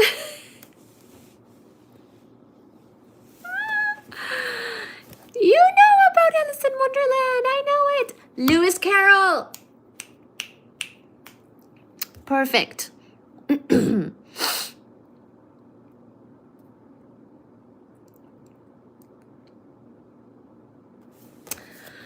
Okay, we'll keep going.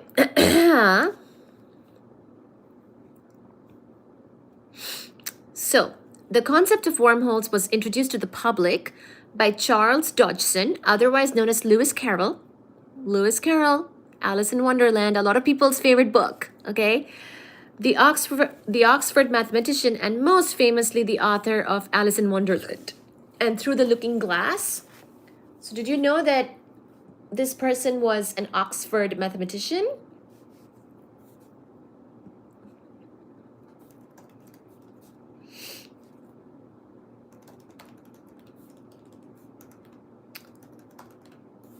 No, no, no, no, no, no, no.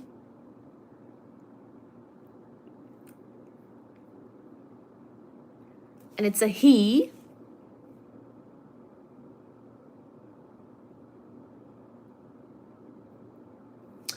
Lewis Carroll, pseudonym of Charles Dodgson. Charles Ludwig Dodgson was a renowned English author, mathematician, logician, and photographer. He's most famous for writing the children's classic, Alice in Wonderland, Alice's Adventures in Wonderland, and its sequel, Through the Looking Glass. A lecturer at Christ Church, Oxford, he used his pen name for literary works while publishing mathematical texts under his real name. So he was a closet author. He did math, and I think he wanted to be taken very seriously for the math. And so then his books were under the Lewis Carroll name. Isn't that funny that the mathematician wrote Alice in Wonderland and had wormhole in it? Which year? Well, he lived from 1832 to 1898. Alice in Wonderland is very old.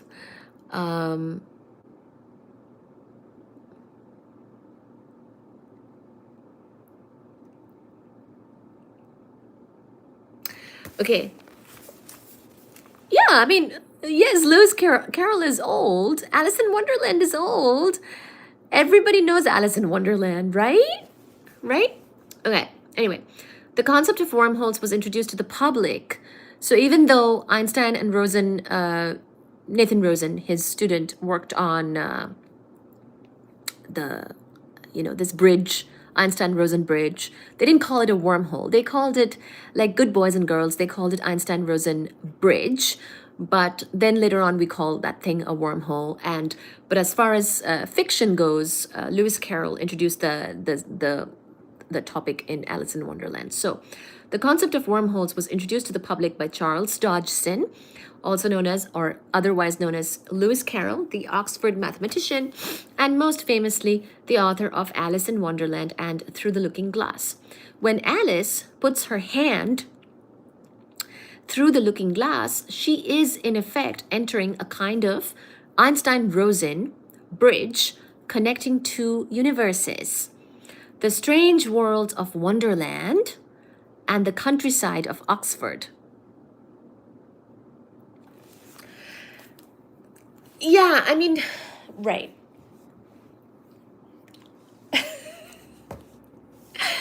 That's what I mean. I mean that it's not technologically possible, but that doesn't mean that in theory it's not, right? So it's fine. So anyway, when Alice puts her hand through the looking glass, she is in effect entering a kind of Einstein-Rosen bridge connecting two universes: the strange world of Wonderland and the countryside of Oxford. So here we have a fiction example of a wormhole that Lewis Carroll gave us back in the 1800s. So this would be, before Einstein's time, actually. Or, sorry, but Einstein might have been alive, but he wouldn't have done the Einstein-Rosen bridge work. Okay? So it was realized, of course, that anyone who fell through an Einstein-Rosen bridge would be crushed to death by the intense gravitational force enough to rip their atoms apart. Passage through the wormhole to a parallel universe was impossible if the black hole was stationary. It would take another 60 years before the concept of wormholes would occupy a key role in physics. So, yeah. So the topic was introduced to the public by Lewis Carroll. Einstein did the Einstein-Rosen bridge, and then later on, string theorists took a look at it as well. And as far as the wormhole stuff goes, what I know is, I think it's just not very practical logistically, okay? That's why I mentioned it as a science fiction thing. Not because it's not science, but just I think to achieve it is not considered to be practical, okay?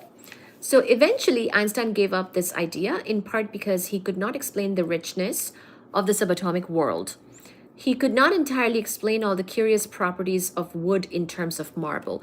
So this is sort of an analogy. He's basically saying that it's all well and good to come up with a unified field theory that you would like better, which can subsume quantum mechanics. But if your unified field theory cannot explain the richness of quantum mechanics and give you all the different properties that are found in quantum mechanics, then it is actually lacking, right? And so that's going to be tough. It's really tough as you find more properties, more and more properties especially. But in general, too, it's really tough. So there were simply too many features of subatomic particles, for example, mass, spin, charge, quantum numbers, etc., that failed to emerge from his equations. Because it is tough, right? Just think about it. All the different quantum mechanics properties, all those different things of the different particles. Like I was mentioning yesterday about mass, charge, spin, color, all the different quantum properties of a particle would have to come out of your unified field theory if you are going to claim that that contains quantum mechanics, okay? His goal was to find the picture that would reveal the unified field theory in all its splendor. But one crucial problem was that not enough was known at that time about the properties of the nuclear force. Einstein was working decades before data from powerful atom smashers would clarify the nature of subatomic particle or subatomic matter. As a result, the picture never came. So he was so good at finding pictures for the other things like relativity, so many things he was able to just picture and come up with the thought experiments and come up with sort of this visual way, intuitive way of understanding nature. And he gave us some of the deepest and most insightful physics ever, really. But when it came to the unified field theory, he wasn't able to fully form the picture that would give him that unified field theory, partly because, well, there's just too many things going on, and that picture was definitely incomplete during his time because we didn't even know certain things that would have to get explained by the unified field theory until later. For example, lots and lots of quantum mechanics discoveries happened after his time.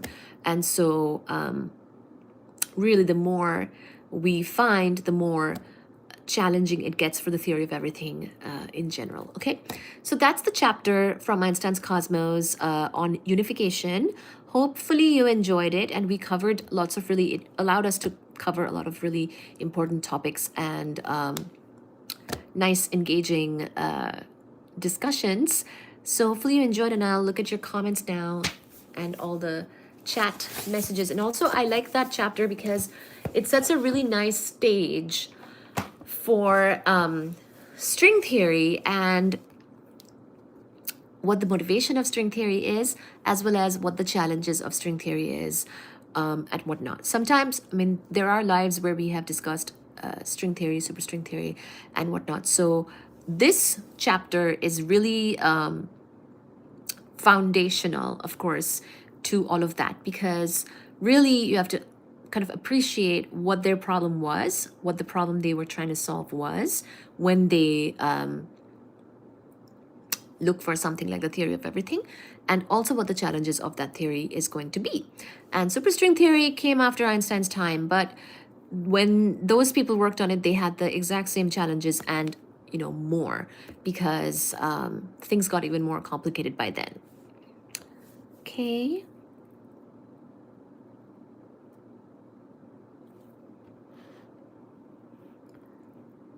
Thank you. Oh my gosh. Anthony says, the bruise on the edge. No, I don't know. What is that? Tell me.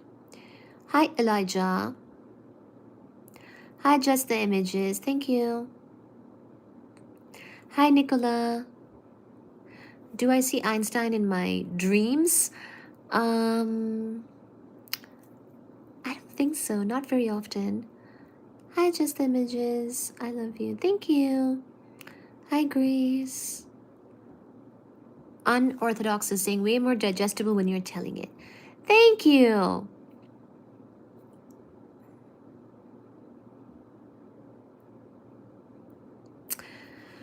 Can you read the thesis you presented for your doctorate? Yes, of course I can. Although it's going to be very, I think the first couple of chapters is pretty good as far as reading it. Then it gets very lots of analysis, math, and pick graphs and things like that. So I can certainly read my thesis on the live. How about that? Next time. Remind me, next time we can read my thesis. Can you read the thesis you presented for your daughter? Yes. I have actually shared it in the past. I think it's time to do it again. So we can certainly look at my own thesis. It's a study in particle astrophysics, and we can certainly cover it. I can pull it up on my laptop. It's 200 pages, but we will not be reading all 200 pages because a lot of the pages have a lot of analysis and math and plots and things. It's not really a reading kind of thing, but yeah, but there are nice words there too. Because I wrote it. I like nice words. I also actually have a review on gamma ray bursts on Amazon for like $1. So if you would like to read a book that I wrote, I have a few on Amazon. The concept was popularized, and also gamma ray bursts are my favorite transient events in the sky, or just favorite events in the sky. Um, I went to the UK for a little bit to study them, actually. So, yeah, it's fun. I like astronomy and astrophysics. For a few lives now, we have been talking more about other things that's not really astrophysics. We've been talking, quantum, which is also very, very nice. But I really like astrophysics. So yeah, if you like astrophysics, you're in the right spot. We cover astrophysics, astronomy, cosmology, and physics here, where the physics is more, this type of stuff, quantum mechanics and relativity and stuff like that. Not condensed matter physics usually. I'm not a big condensed matter or solid state physics person. Okay, that's the caveat. Because my background is, particle astrophysics, nuclear astrophysics, cosmology. I didn't really ever I did a little bit of condensed matter, but not a lot. I actually worked in a thin films lab for a whole summer, and I learned that thin films are very interesting and make all these different, have all this different like spreading behavior and stuff like that. And so I could have definitely pursued a career in materials if I wanted to. But I like the night sky too much. It used to make me very sad when I was not doing universe-related things. You know what I mean? More of a universe person than a materials person. I believe in string theory, says Anthony. Good! We will discuss string theory. You should be here. You should subscribe and tell us more about string theory, and we should discuss it together. Nicholas says, I'm here to get smart. Oh, very nice. What they don't want to tell you for real. Are you in school right now? How'd you learn so much? I went to school for a long time, darling. Hello, XX Coop X. I was in school for all this stuff for almost 10 years. Okay, but I'm no longer in school now. But I'm kind of in school now in the sense that I'm always learning. Learning never ends, really. Like my thesis is in particle astrophysics, not, I studied, I did lab rotation. So one of the reasons I probably have better coverage of certain topics is because I didn't just stick with one lab. I worked in several labs since like undergrad. I've been doing research since I was 18 or 19 years old. So at a young age, I came to the US to work in research labs. So I got a lot of exposure to various different research topics, which is really the foundation of everything that I do pretty much, and that I do in science related things anyways. So yeah, it's like 10 years of that stuff, plus then I worked in like jobs and labs and things like that outside of academia as well. And what do you call? Yeah, I was gonna say, in grad school, you actually have to kind of compete to get placed in a particular research lab. Like you get into grad school, and then you have 2 years to further get into another, like your group that you would get your PhD from. And for me, that process was not super simple. I actually had some trouble with it. A lot of people said no to me. I was international, and I had to teach. Like I taught more than most of my other friends or other peers, because sometimes when you're, for domestic students, they have like a fellowship or something that covers their first couple of years, so they don't have to like TA, they don't have to teach to get paid in grad school. So you have sort of a competitive edge, and a lot of advisors want to take students who come with that fellowship, so then this advisor doesn't have to pay you out of their own funds, you know? So basically, I kind of had to rotate around and try lots of different labs, and I had the worst luck for like a couple of years where either like the professor was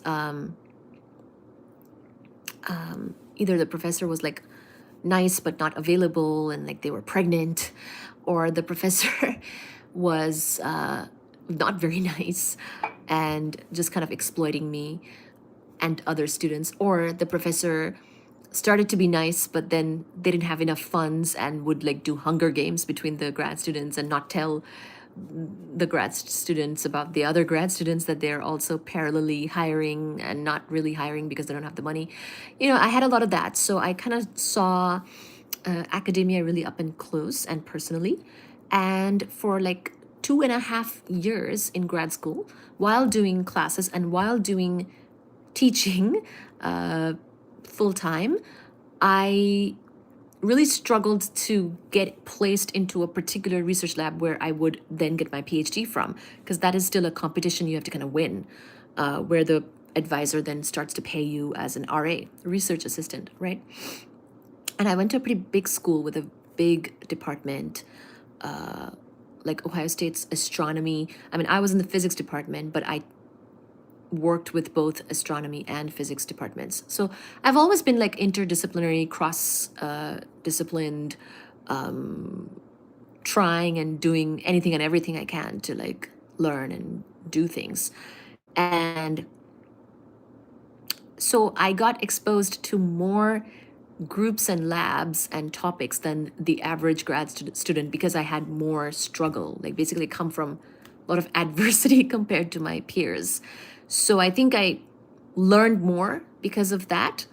And also I have interests in all those topics that I mentioned. I really love cosmology, even though my thesis is not strictly a cosmology thesis, it's a particle astrophysics thesis, but you know, these things are related. So it helped me in the end. And you know, some of those people that I worked for or worked with ended up on my committee, and some of them are really great connections even now. So this is what I write in my book. Actually, I have a book on all this called How to PhD, the graduate school handbook, I think is what I called it, where if you have difficulties, sometimes it can really help actually, and just maintain good connections and relationships with all these different professors where it's possible. I mean, if they're completely unreasonable and abusive, then no. But if they are a pretty good person, just the funding didn't work out or something, then, you know, worst case scenario, they can still be on your committee, which is actually really great, because by the time you're graduating and become a more senior grad student who's gonna be defending and stuff, you'll need to have a strong committee that helps you.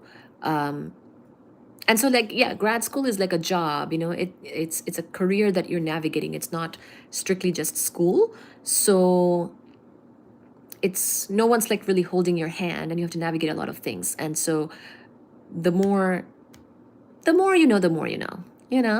And anyway, I have a book on this. Free shipping. It's on Amazon, so it's up to Amazon actually, whether it's free shipping or not. I think if you have Prime, then yes, free shipping. I am an Amazon influencer, so I should probably know these things. I can share the link on my YouTube for Amazon to be like a better deal or something. I can do that. So yeah.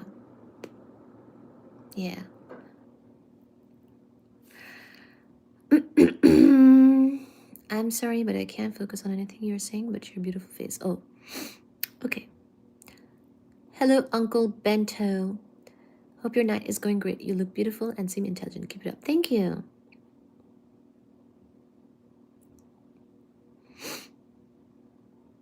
Hello, Patrick. Are you a model? Yes. Can you link your Amazon? Yes. I'll do that right now in the chat. Can you react to my friend's song? Sure. Hello, Separated. You wrote books too? Yes, of course I wrote books. What do you mean? It's pretty easy. self-published books on Amazon. Why not? I'll buy book. Give me best price. Okay. Thank you. I love your dark hair. Thank you very much. I don't really control my dark hair, but thank you so much. I love the way your lips move when you talk. Thank you. Thank you for coming, Patrick. It's $1. Did I want to become an astronaut? That's a great question. Hi, Perez. Hello, lovely. Everything but condensed matter. Exactly. When you hit something, this didn't. I love the night sky too. Hello. Stars are beautiful, aren't they? The night sky is beautiful. It's more than stars. There's galaxies, there's stars, there's a few planets. I love to see the Milky Way. I just love to know that I'm trying to fathom the cosmos and the universe. I don't even have to know everything, but I just like when you look up at the night sky and you realize like there's a whole universe out there, how can you not try to learn something about it and do your part in trying to understand it? Because we're here, we have the chance to do so, you know? We don't have to be useful and earthly. We can be heavenly.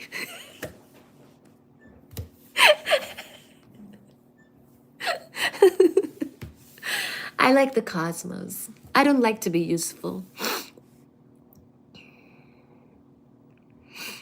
I went to school for a decade, darling. I like that. You're all grown up.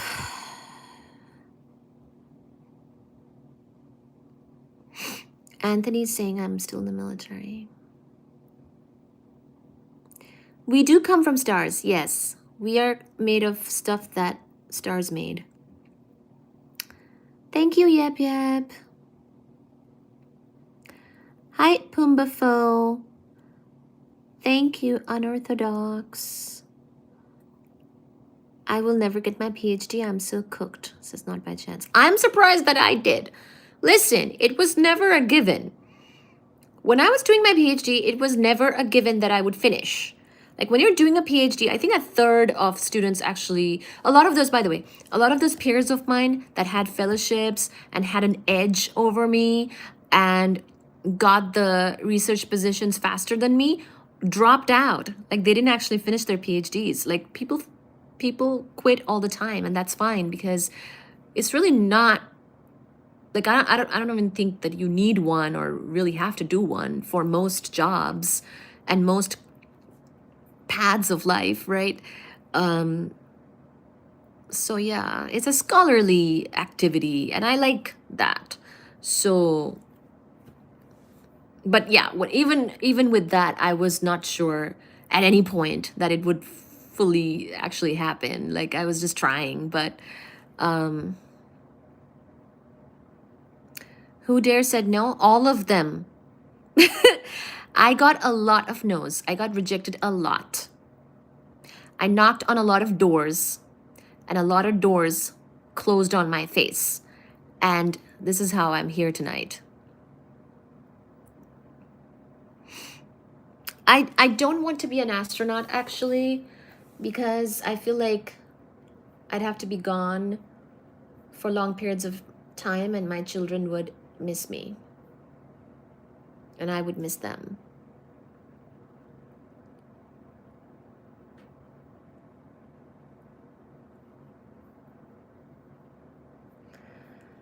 So yeah.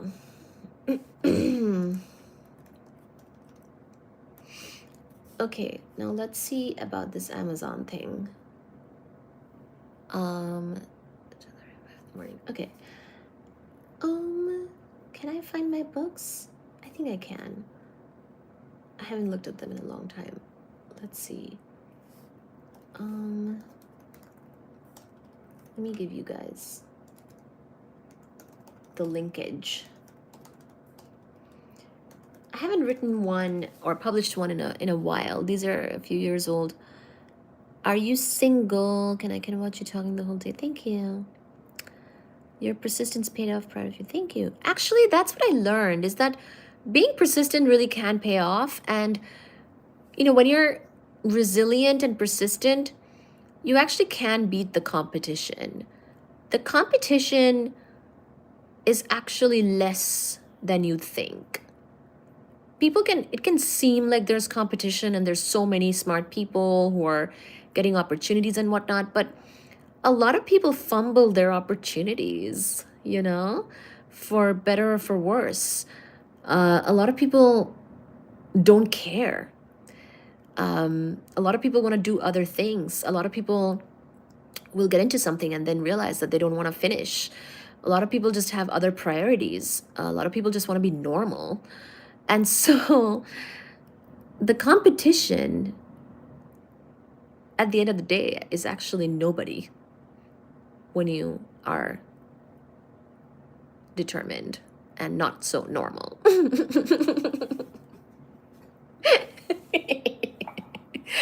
Ah.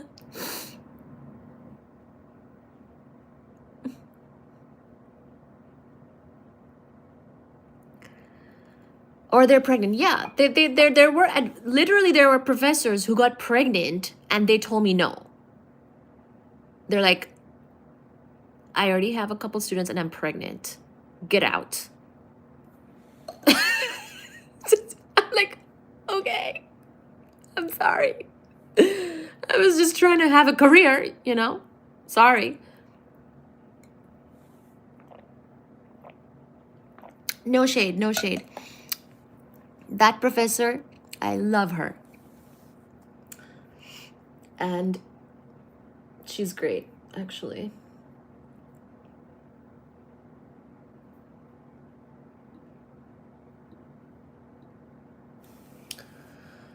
I don't even know. How much is this? Oh,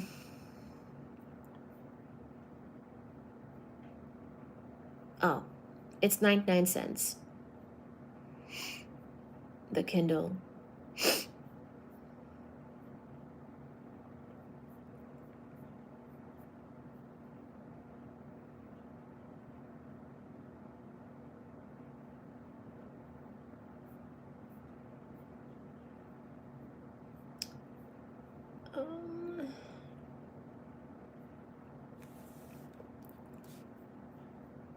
I'll link it.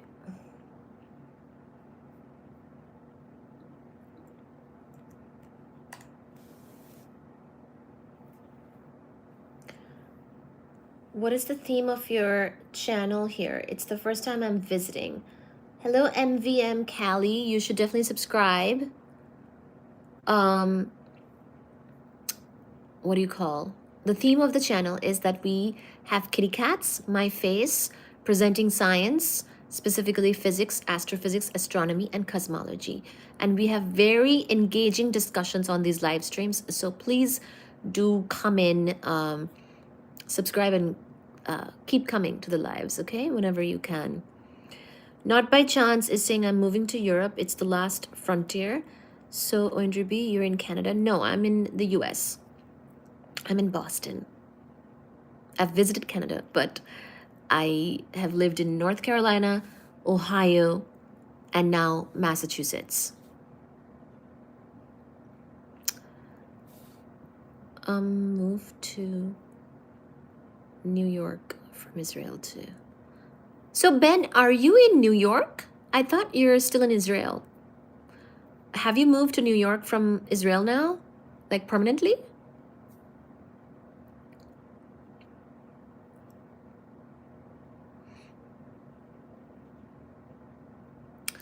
Anthony says I work in DARPA here and there.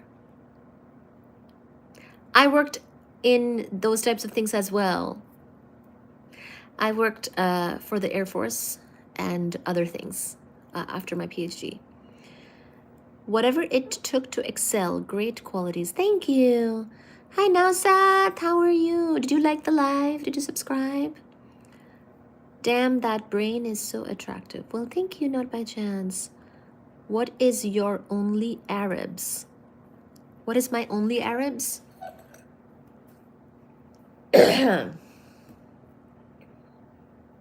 Marines. My biggest exposure is with the Air Force. And something else, but I don't want to say that one.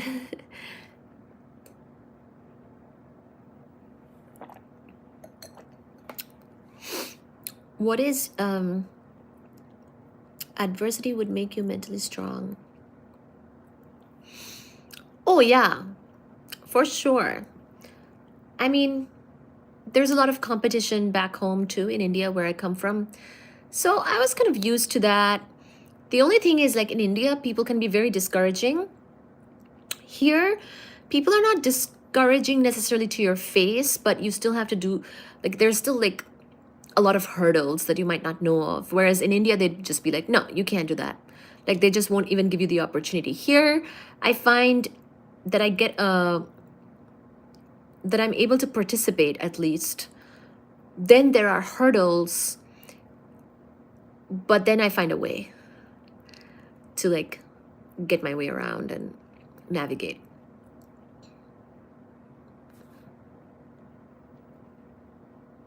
And also, I realize here that, you know, people, I definitely think there's more opportunity in the US. So, and I feel like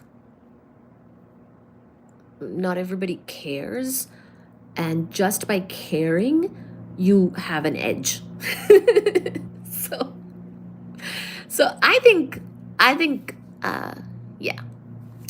How can I buy this book? Well, you don't have to buy it, but I linked the book here on the chat. It's on Amazon. Don't buy the book, the Antarctica book. I think it's pretty bad. People, you know. But the other ones are good. I should just take that book down. Where is that book? The one I'm linking, that one is good. It's on Gamma Ray Bursts. That one's good. And the How to PhD book is good. The postdoc book is good. And I think that's it. There might be a couple more.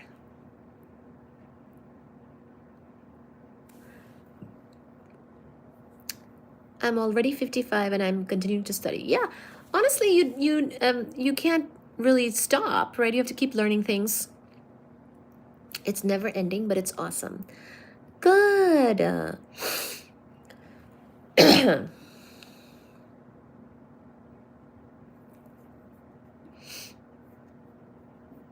I've got the defense guys here.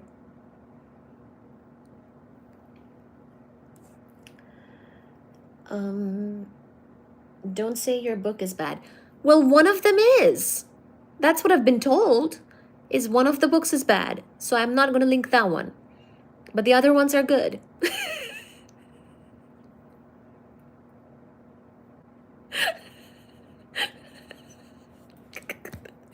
I think I wrote the Antarctica one when I was like in a bad spot in life, you know? So, besides, I also have a blog, howtophd.org, where you will also find stuff about Antarctica and it's free. So just don't buy the Antarctica book. You can buy the other books. They give me some kind of commission, but it like they keep a lot of the money, honestly. But I think they give me like the books are so inexpensive, so it doesn't matter too much, but I think I make like, I don't even know what I would make from the Gamma Ray Burst book, because it's like 99 cents for the Kindle, but it might be like $5 for the paperback. Because it's a science book, I purposely made it really inexpensive.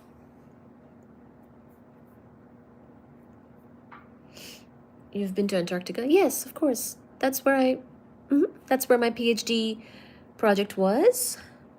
Like at the actual site of the experiment is Antarctica.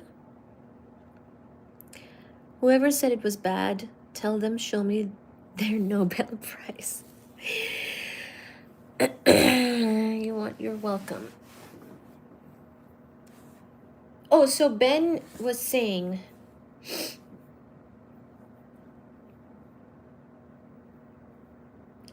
Not right now. In my past, it's some branch of United States, Israel, maybe a couple weeks back to New York. It's part of my work. So it's part of your work to go from Israel to New York a lot. That makes sense.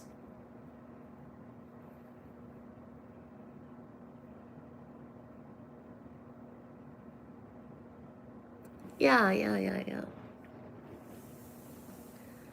Were you in the Antarctic? Which year?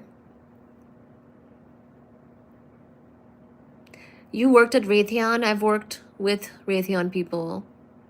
I've worked at Booz Allen. I'm sure you've heard. Worked for the Air Force. Worked for other things. This is blowing my mind.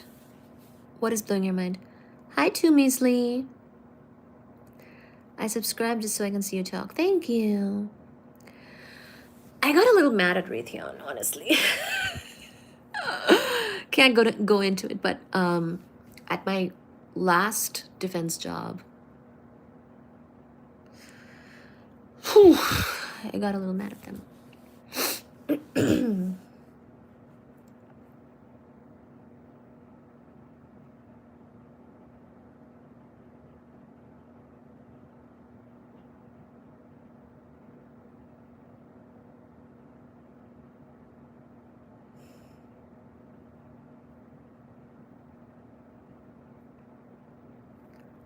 You like my earrings? I don't have any on.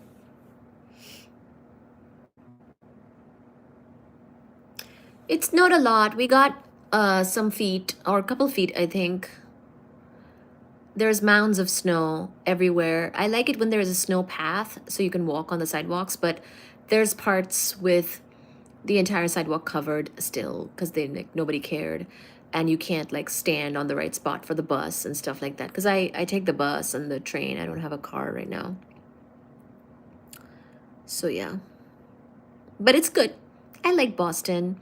I like, you know, for the most part, people struggle because the snow takes up so much space. So they struggle with the driving and the roads and the things like that. But not too bad.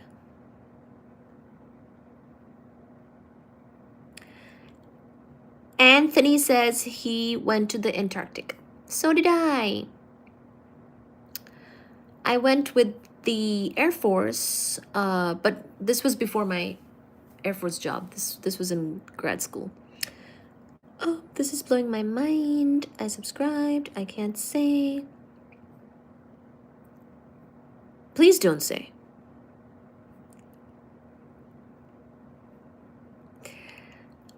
Too Misley says, hello friend, New York to Israel. You work for the news channel.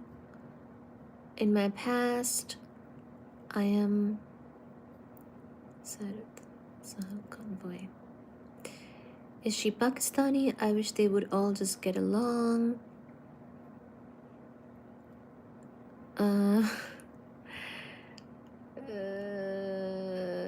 Haven't seen snow.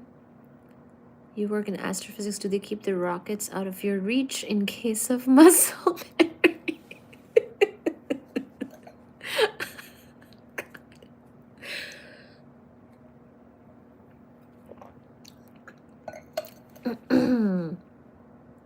No comment. Do they keep the rockets out of your reach in case of... I did not go with the Air Force, I'll tell you that. I never admit to enjoying sciences because I keep it lighthearted. Why are you taking like a child? Why am I talking like a child? Because I can. You can keep the child inside you alive, you know? You and I picnic or what? Artificial laughing. What's the topic this evening? You should, no, this is not a mimosa. I mean, it is, but without the alcohol. It's orange juice. MA later all. It's relevance for the special forces. Ben, don't tell us that.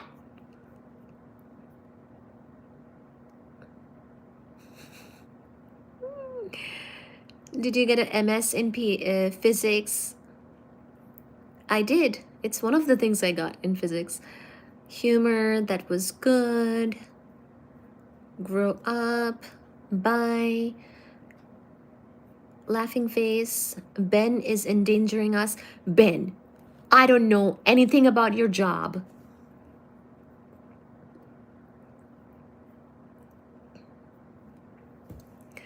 Positive vibes from Detroit. Hello, Detroit. Where are you from? Well, that's a long story, but I am currently in Boston, in the US, same country as you, my love. Hello, AE3. Ben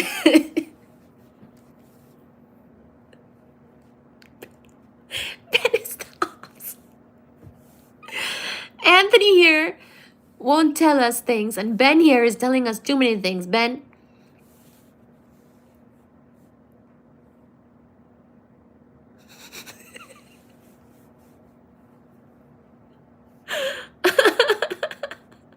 Oh, God. Hello from North Korea. Okay, hello. Hi, Anthony. Here's your friend, Uzi. Tyrone is saying, Nathaniel, please save us.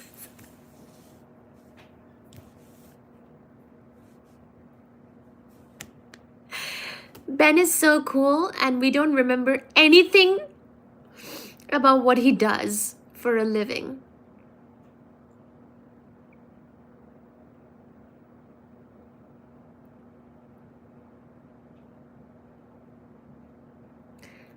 I might catch the Boston accent. That's true.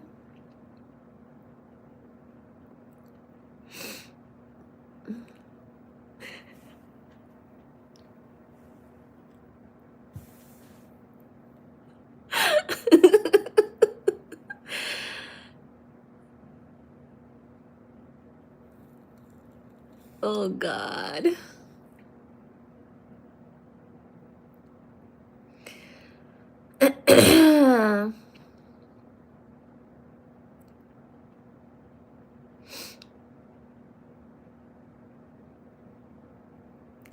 Hi, Ben.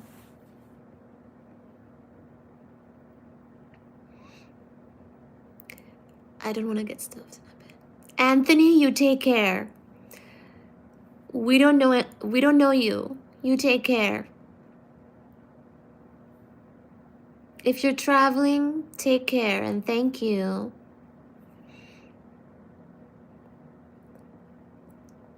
School is saying certified baddie. I think I would enjoy California or Florida. That's his dark passenger. I run the project management and estimating department. I'd hire you. Oh, thank you, Flipper.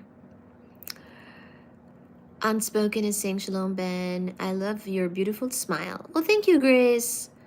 Favorite food in Boston?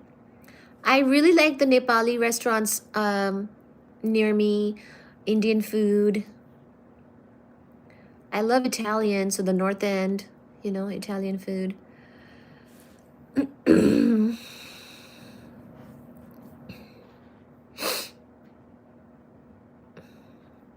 There's money in the bank. Little one, OMG, I'm a money maker. Okay. Hello, hot dog, wave wash. Do you want to do a super chat and support science, hot dog? Are you a Bible reader? Did you ever do a road trip across America? No. I've done road trips.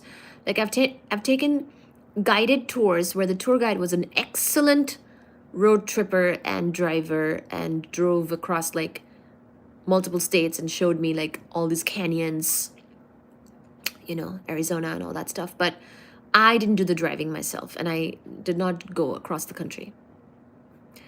Are you Middle Eastern? Greetings to all. Bro, I'm Dominican. Oh, okay. That's cool. Italian is one of my favorites to make. Are you the one who asked me about my favorite food? I love Italian. I love pasta, some bolognese or some carbonara, some bolognese. There, 2 sauce type options.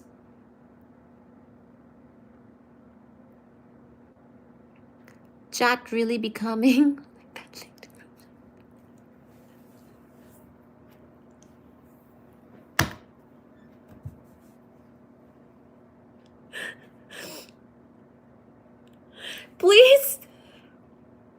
please don't say anything about where you work, guys. I knew this would happen. Like, I got my PhD in physics, and the first job I get out of school is where? And now I'm here running a physics channel, and the chat I get is what?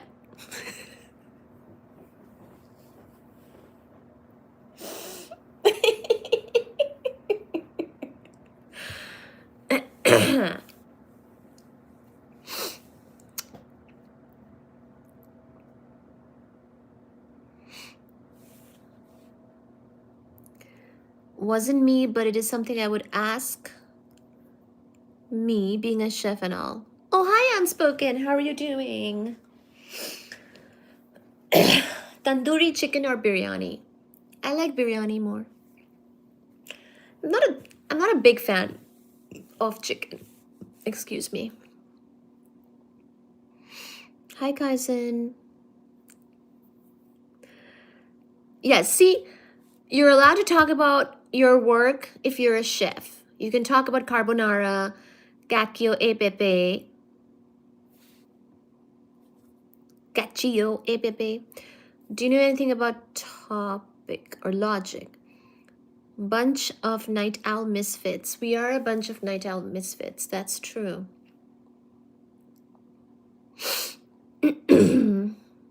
Stark.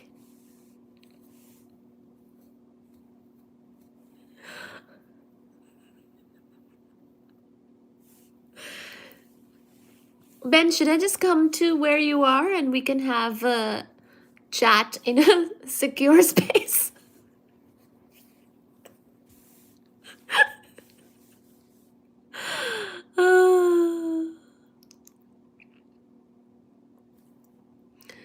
You look way different from your Amazon profile. Yeah, probably. I was in grad school. I chopped my hair off so I could save time brushing my hair. Do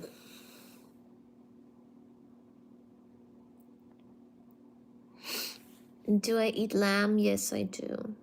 Sorry to lamb.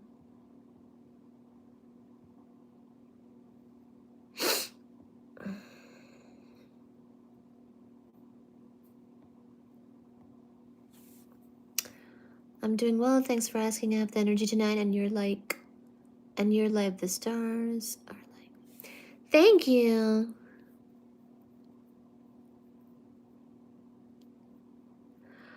I'm Indigenous, Native American. Have you ever had? I don't think I have. You should tell me more about Native American food. I don't think I have.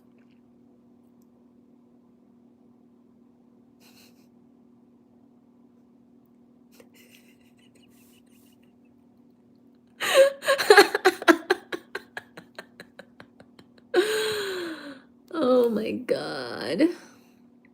Hello, Manuel. You are a real American friend. Thank you, Ben.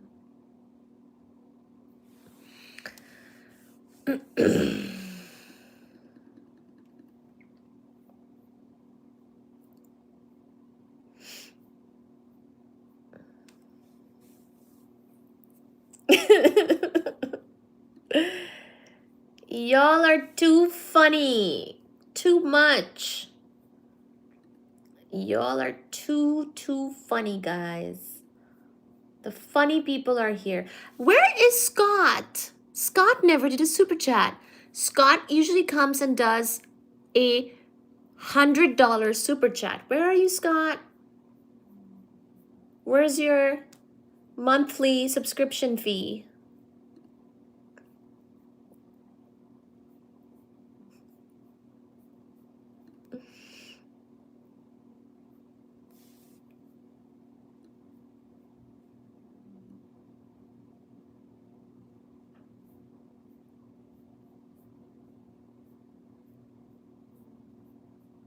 Right? Oh, you know what? I think another fry bread is made in a similar way as donuts.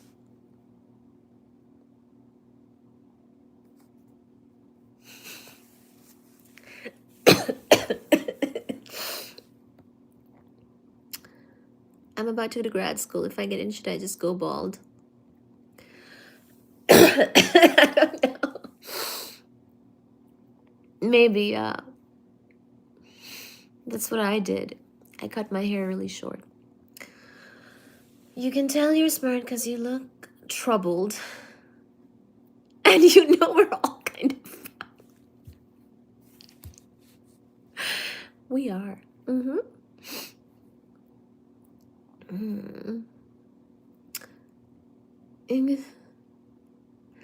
Your eyebrow or flea, did it hurt when you fell from heaven?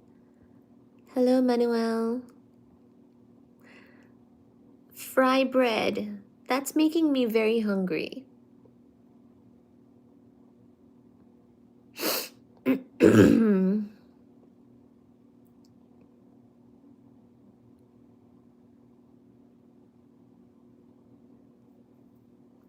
I don't think I've tried oxtail. When you come into nurses, I can love you, Ma. Oh, God.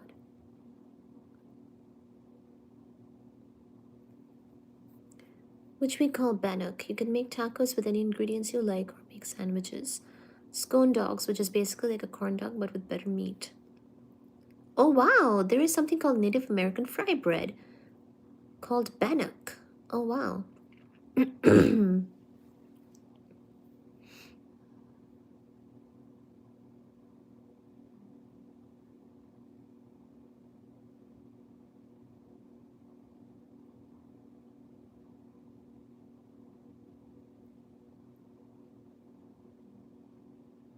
Are you asking me which to follow from chemistry, math, and physics?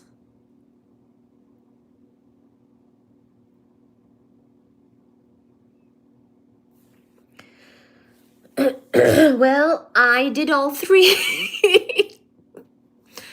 But my official degrees are all in physics.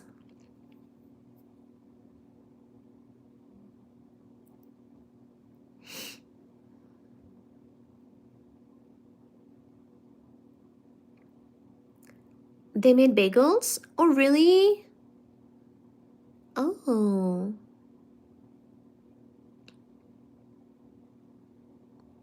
I would say I'm a little biased, but physics is probably more rewarding.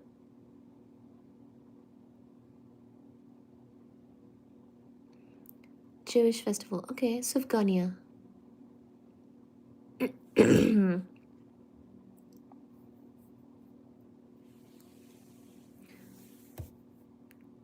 Of course, I've done numerical modeling. I've done all kinds of modeling. Let's just say that. And, okay. Yes, which is more... I would say, look, I'm biased, but I think physics is more rewarding. But that's just me. That's just me.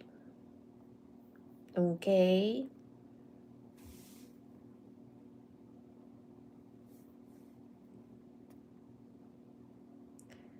Thank you for subscribing, everybody.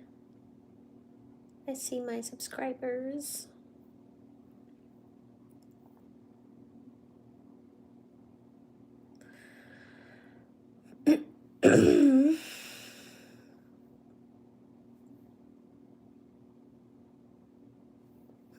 Interesting. Oh, okay. I see.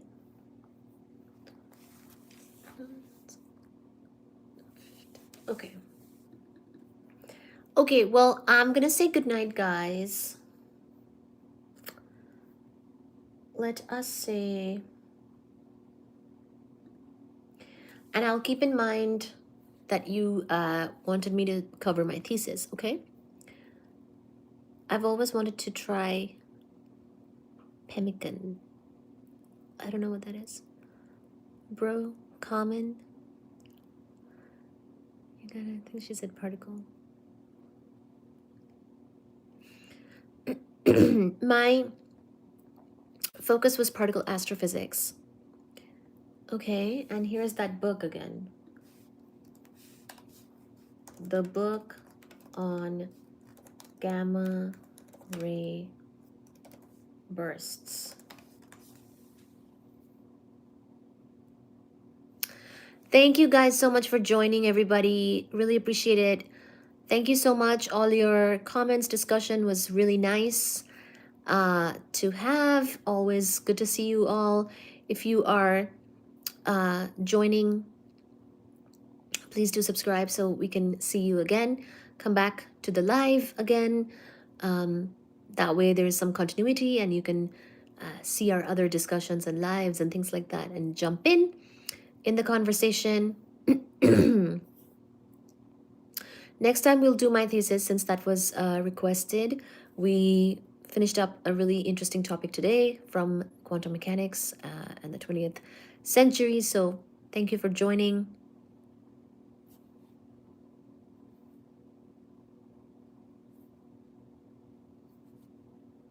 Thank you, Ben, for sharing all the information and knowledge.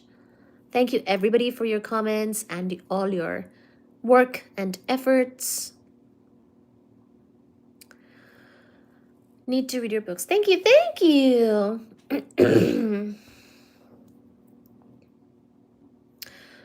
I will definitely announce that day if I'm doing my thesis live that day. So maybe we will wait until Sunday evening to do the thesis live so that I can catch more people. Ben is saying I have your thesis. Thank God you have my thesis.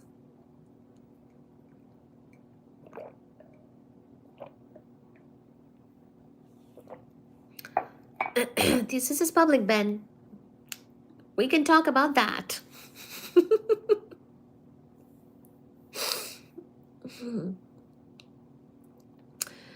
Completely. You need a committee for a PhD? Yes. Yeah, you need 4 or 5 people on your committee. The thesis we can talk about, Ben.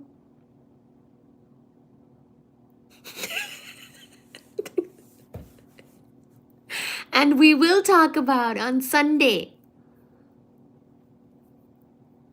Sunday evening, we will talk about my thesis, which is completely public.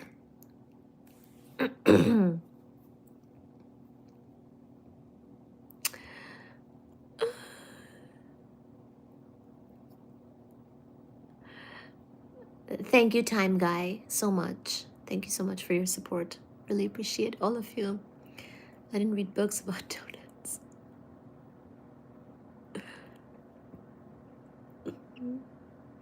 Thank you, Randy.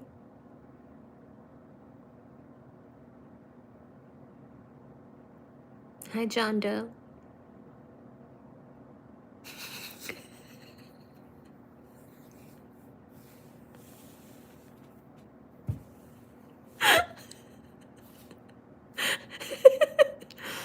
Oh, thank you, Anthony. Anthony has done a bronze medal. Oh, thank you, Anthony, from the Dominican. Anthony has done a bronze medal. Thank you so much, Anthony.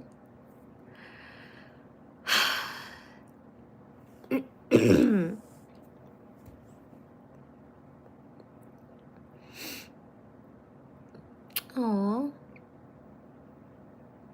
stay safe, take care. My cat just farted. Oh, Anthony has done a torch. Oh, wow. Oh, I love it. That looks really cool. Anthony Henrik has done a torch. Oh, I never did the top fans today. I'm gonna do that before I leave. Bueno, papi. Thanks, and thanks, Anthony, for another gift. Thank you, Anthony. Raphael from Switzerland is here. Switzerland is a peaceful country. We like it.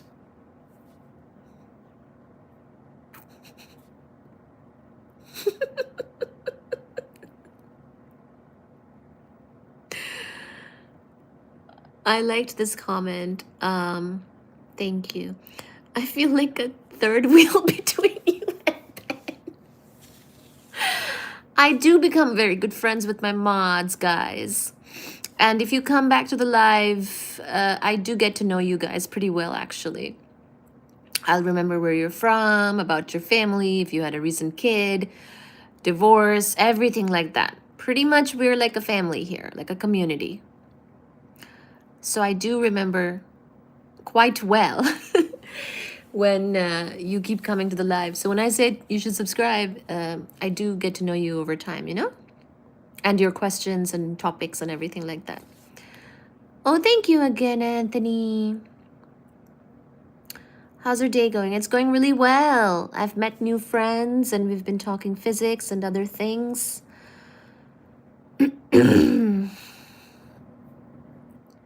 It's Anthony Henriks. Who are you? Who am I? I am Baji's mother. See Baji over there, a kitty cat? I'm his mom. Anthony, thank you so much for the gifts. Yes. Okay. Who's the top fans right now? Oh my gosh. Anthony, I see you. Number 1 top fan right now is Anthony for doing the gifts. Thank you so much, Anthony. Number 2 top fan is Roger. Number 3 is Vladislav. Number 4 is Miss Trunch Bull. Number 5 is Ben. Number 6 is Grace. Number 7 is Unspoken. Number 8 is Tyrone. Number 9 is Not by Chance. I love this expression, not by chance. Number 10 is Time Guide. Thank you, guys. The top fans of this stream, of this chat over here. How long is your hair? I don't know. It's pretty long. Thank you, AE. Your energy is great. Also, I can just tell you're an intellectual person keeping you. Thank you. Here, this is my hair. That's how long. Goes to my back, I guess. Do I like long hair? Yes, I do. Ooh, Anthony has done a super chat. Have a nice night. Thank you. Good night. 54.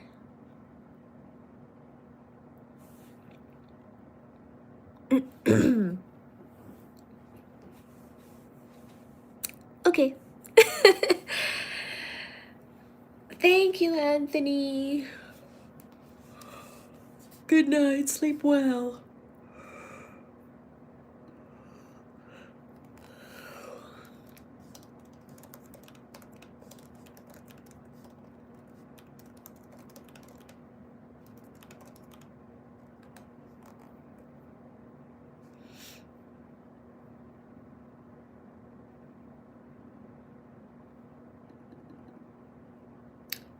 If you watch this as a video upload later on, leave me a comment.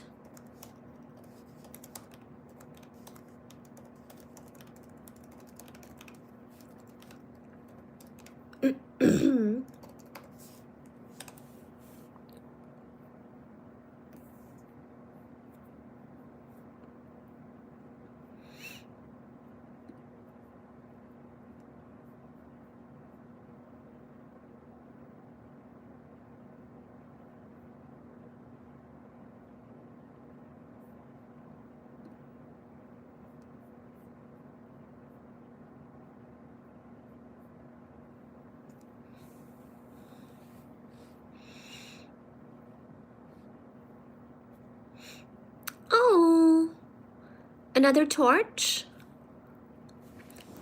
I was looking something up, sorry. I got it now. I see it. Thank you, Anthony. Hello, handsome. I like smart people. Thank you, Anthony. They teleported electrons and quantum entanglement is proof, right? So that's what's a review on it. We talked exactly about quantum entanglement in this live. You should rewind and watch it. If it gets posted, or I think you can rewind during as well, but you should definitely see the whole live, Arvind. That's what we talked about. 120 likes almost there. Yes! Thank you, Anthony, for the torch. I missed it. I'm sorry. Do it again. I'll be looking now. Where's the torch? Do it again. Keep being smart. Thank you. Hello to Brazil. 120. Some super skinny said to just spat in my soup. Then he said he had a disease. Oh gosh. Thank you once again, Anthony, for the gifts.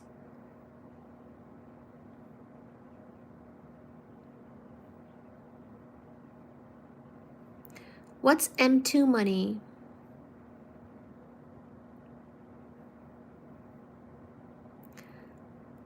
Not by chance is saying bye guys, gotta go, wife will leave me. Aww.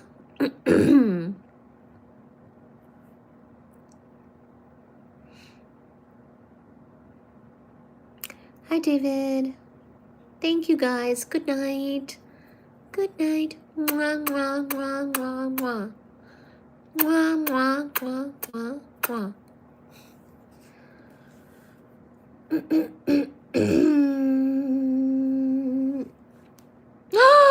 A 6 and a 7.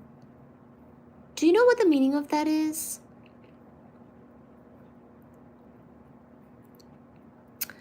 The total amount of money printed by the Federal Reserve.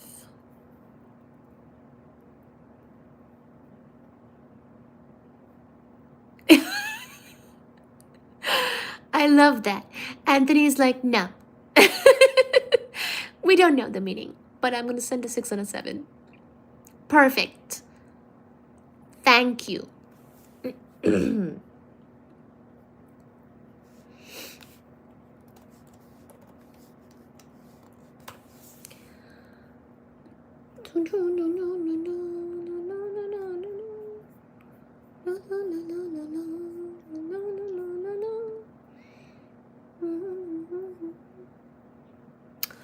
Oh, it's from Stranger Things. It wasn't Stranger Things. I see. That's what the 6 and a 7 is from. Yeah. No, a lot of people mention it here, and I've watched Stranger Things, but I just don't remember about the 6-7. From which part of the country you belong to? I'm in Boston, darling. Hello, David. Yay! It was so nice to have you guys.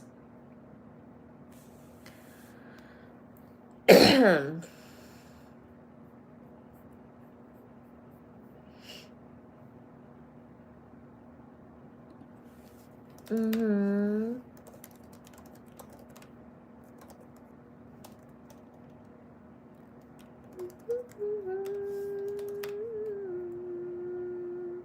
Sky Surfer. I'm in Miami. It's cold here. Thanks for the gifts is what I'm typing.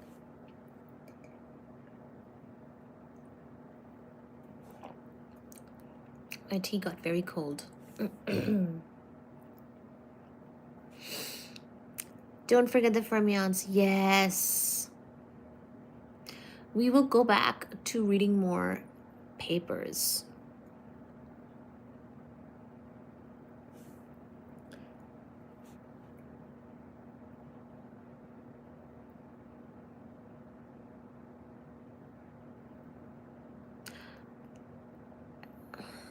Hi, Grady. It's 12 degrees. Where are you? Can you say?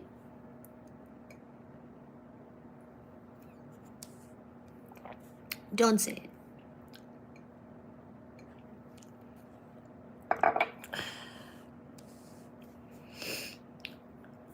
Oh. Okay.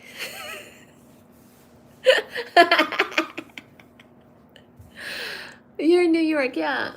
Similar weather then.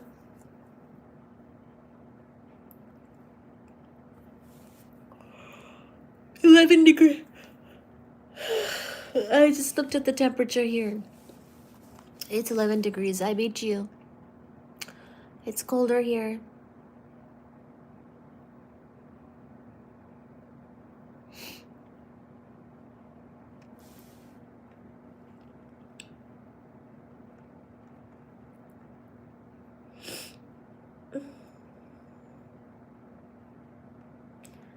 It's colder here, Anthony.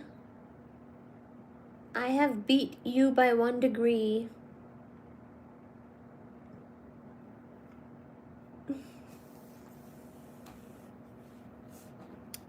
I'm going soon to Canada, Toronto, on the 29th of March.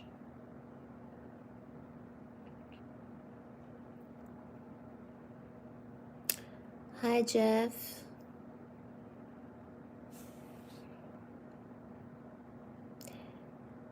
Well, have fun in Canada, Raphael. Are you going for work?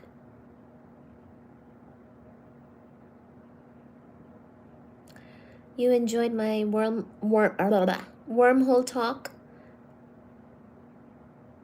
Week busy for me, weeknights in hospital and tasks. Here's my friend. Hi, Steve.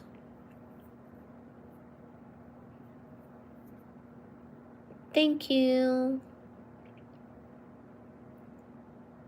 I do know the struggle, yes.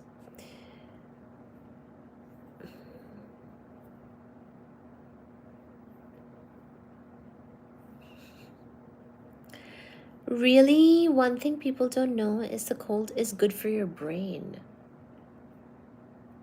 I do walk outside in the cold a lot. Am I getting smarter? I catch the bus. I run to the bus sometimes. I go to the gym.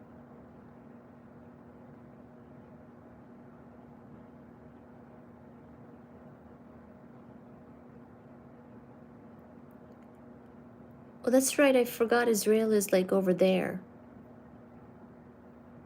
So it's warmer.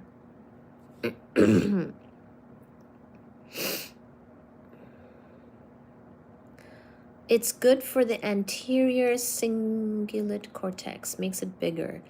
It's like a computer. So you don't want it to get too hot. Oh, wow.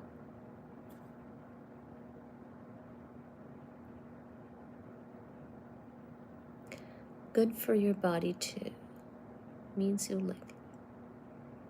Oh, thank you guys. Thank you, universe. Thank you indeed. Okay, I'll Google it. Thank you.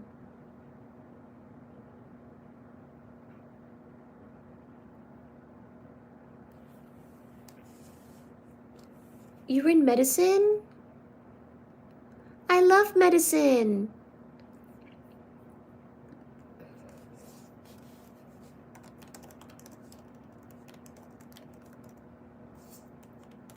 I'm Googling it right now.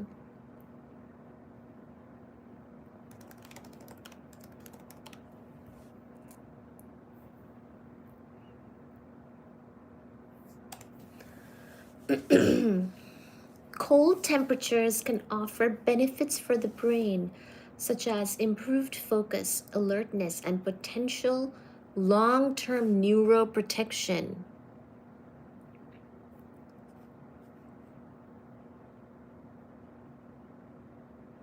Going to the gym is very important, yes.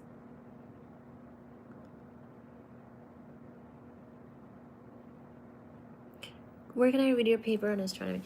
Okay, let me just share my thesis real quick. Indri Banerjee. thesis.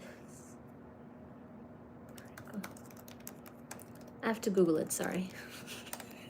My thesis, that is. There it is. Found it. Pretty easy because I'm the only Oindri in the world. I mean in the US. And definitely the only one in physics. Here you go.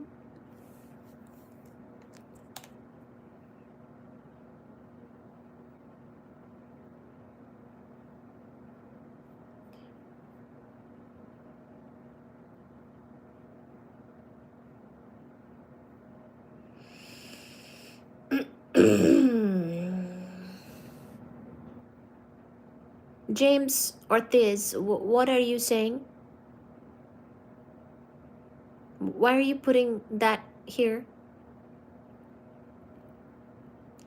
What are you saying?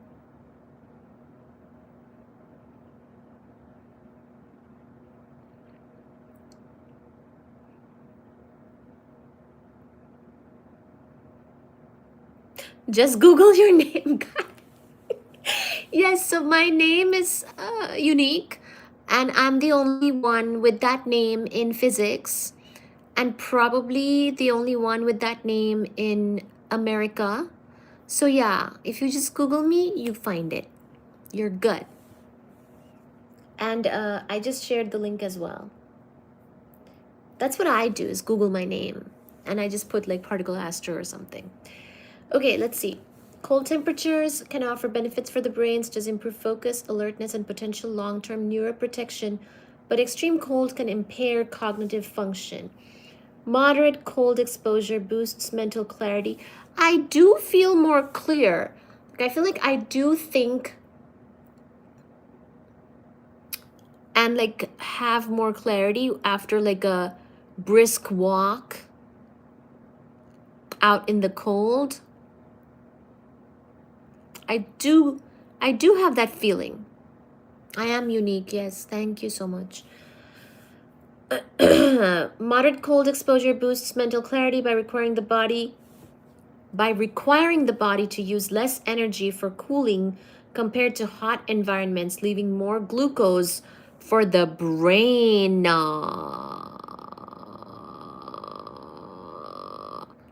Improved focus and cognition. Slightly cooler environments can enhance cognitive function and mental performance.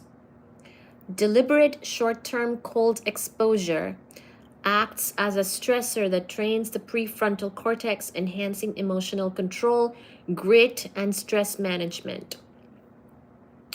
Cold temperatures can activate cold shock proteins that may help protect against neurodegeneration and assist in repairing brain cells.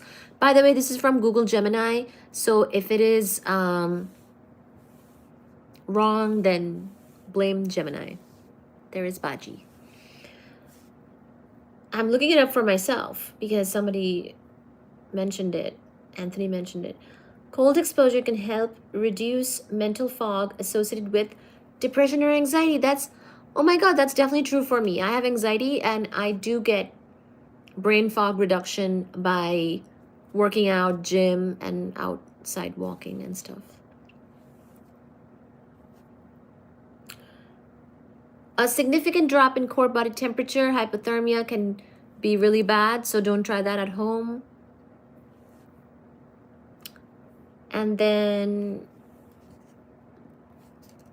let's check, how is it good for your body? Oh, yeah, it's good for your body in some ways. Let's read. Again, this is just Gemini. By the way, can someone do $2 so I have a nicer super chat number for the super chats? Thank you so much. Cold temperatures can offer benefits like reduced inflammation, improved circulation, enhanced mood, and increased calorie burn by activating brown fat.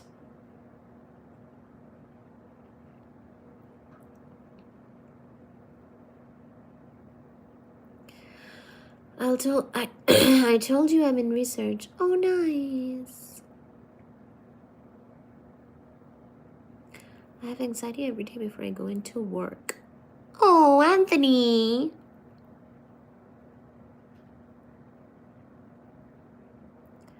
I have anxiety every day before I go into work that I have to be in at 5 hours. Anthony, what's the meaning of the 5 and the 4?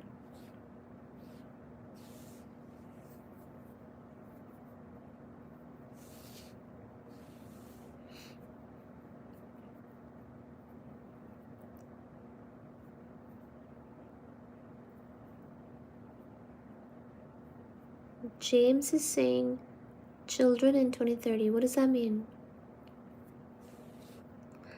Anthony, thank you so much. Anthony has done a super chat of $5. Oh, thank you.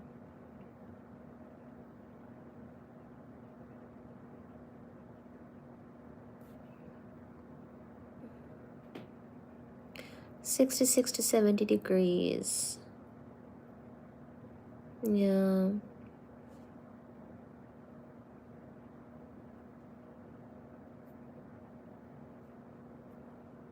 Oh. My mom's birth year. 54. 1954.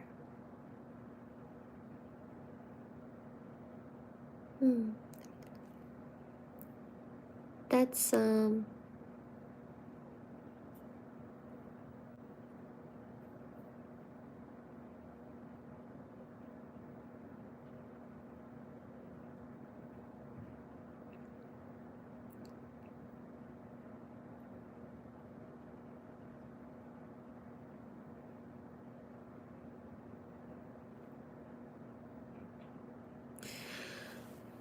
that's kind of similar to my mom's birth year. Not quite the same, but that's cool.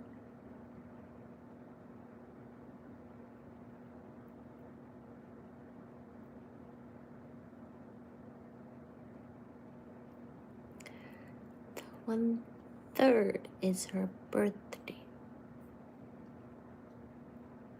Oh, okay. I won't say her birthday.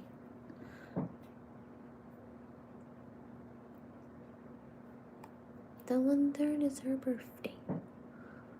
I look like I'm holding in gas, okay? Or take the money? What? What does that mean?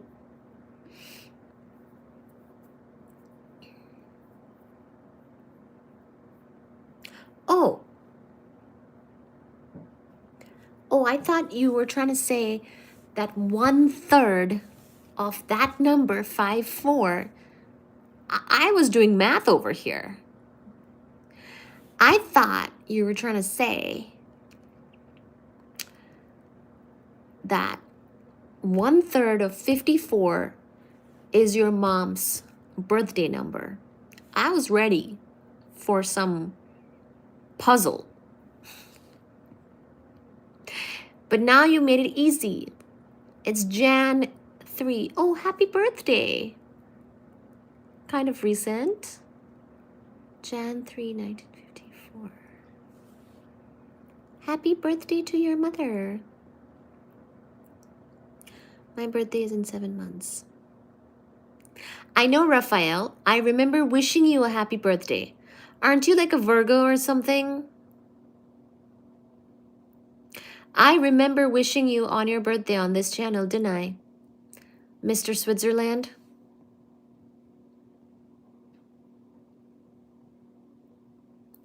You're overthinking it. Can you give me something to overthink about? I need to overthink. I can't just think.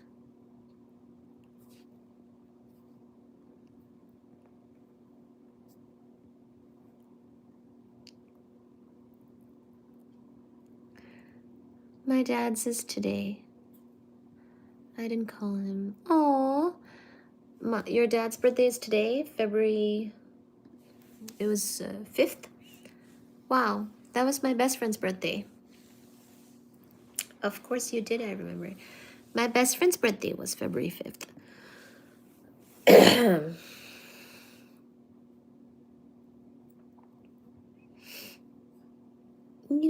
him. I listen to you even though I only understand about half. My IQ's been tested 142 high, but not in your neighborhood, smart lady. You have my utter admiration and respect. Thank you, Anthony Geyser. There's another Anthony here. Thank you. That's very nice of you to say.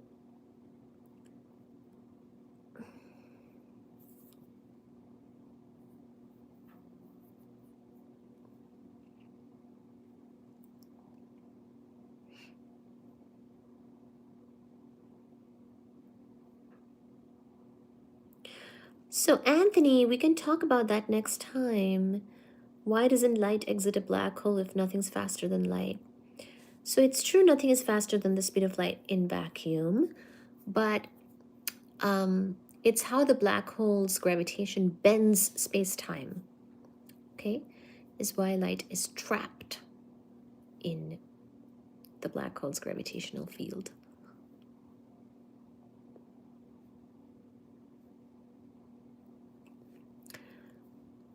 How old do you think you're turning? Okay, Raphael, you're probably turning like 27. I don't know. Is that what you're turning? I remember you being kind of young.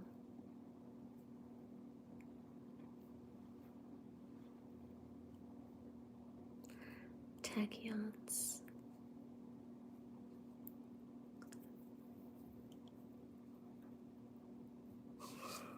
But since you asked, and we had a good discussion today, I will go over it again in detail next time, Anthony. So hopefully you'll be here. In fact, if you are here next time, just remind me about the black hole stuff and I will cover it, okay?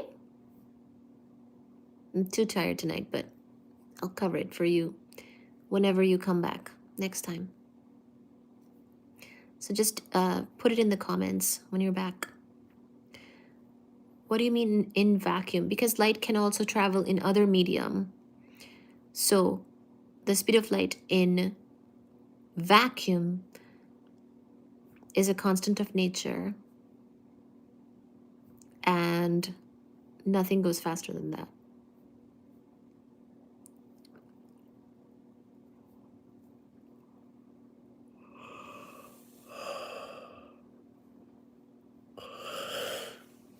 Oh, God. Oh, so by the way, the cold, how it's good for your body. These are great questions. Please remind me again next time. Is that like you don't want to get like hypothermia, but in general, cold can trigger brown adipose tissue to burn calories to generate heat, constrict blood vessels, which can decrease swelling and pain, aiding in muscle recovery.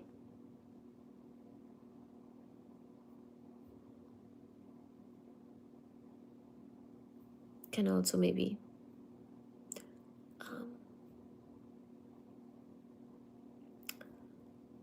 strengthen the immune system as well. Okay, so some really good, nice benefits of the cold, but at the same time, please take this with a grain of salt because I'm not a healthcare provider, nor do we usually talk about health here. And also, this was from Google Gemini. The physics I can more vouch for. Okay. So, I am just really tired. Hi,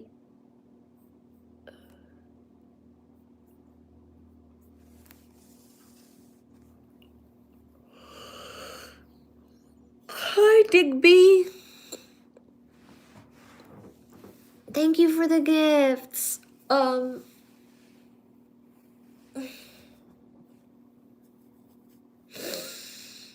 Thank you so much for the bronze medal, guys. I really appreciate you. Oh, Digby. Digby has done a torch. Wow, I saw that this time.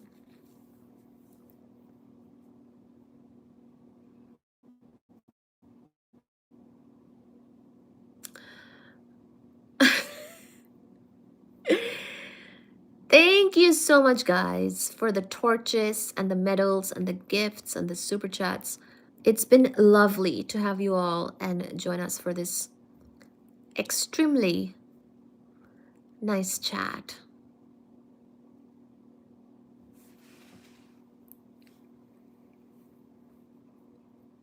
Oh. Let me do my kisses and bid you good night for tonight, okay? I'll see you next time. Mwah. Mwah. Mwah. Mwah. Mwah. Thank you for the happy poop. Mwah. Anthony. Mwah. Mwah. Thank you, Sky Surfer. Mwah. Mwah. Hopefully you all have a good rest.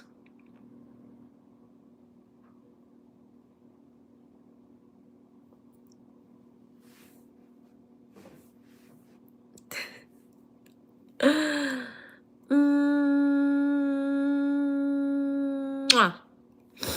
Good night and sleep tight. Why don't you sleep well, Anthony? You know what you should do, Anthony? You should play all my live stream videos as you're trying to sleep. They are like a sleep medicine. Many people sleep with them. Playing, that is. It is basically sleep ASMR. You should just start playing all my live stream videos as you're in bed. And leave me comments so I know what you thought. I mean, don't do it if you're trying to sleep, but whenever you can. Mwah. I will see you next time. Be careful with your Xanax.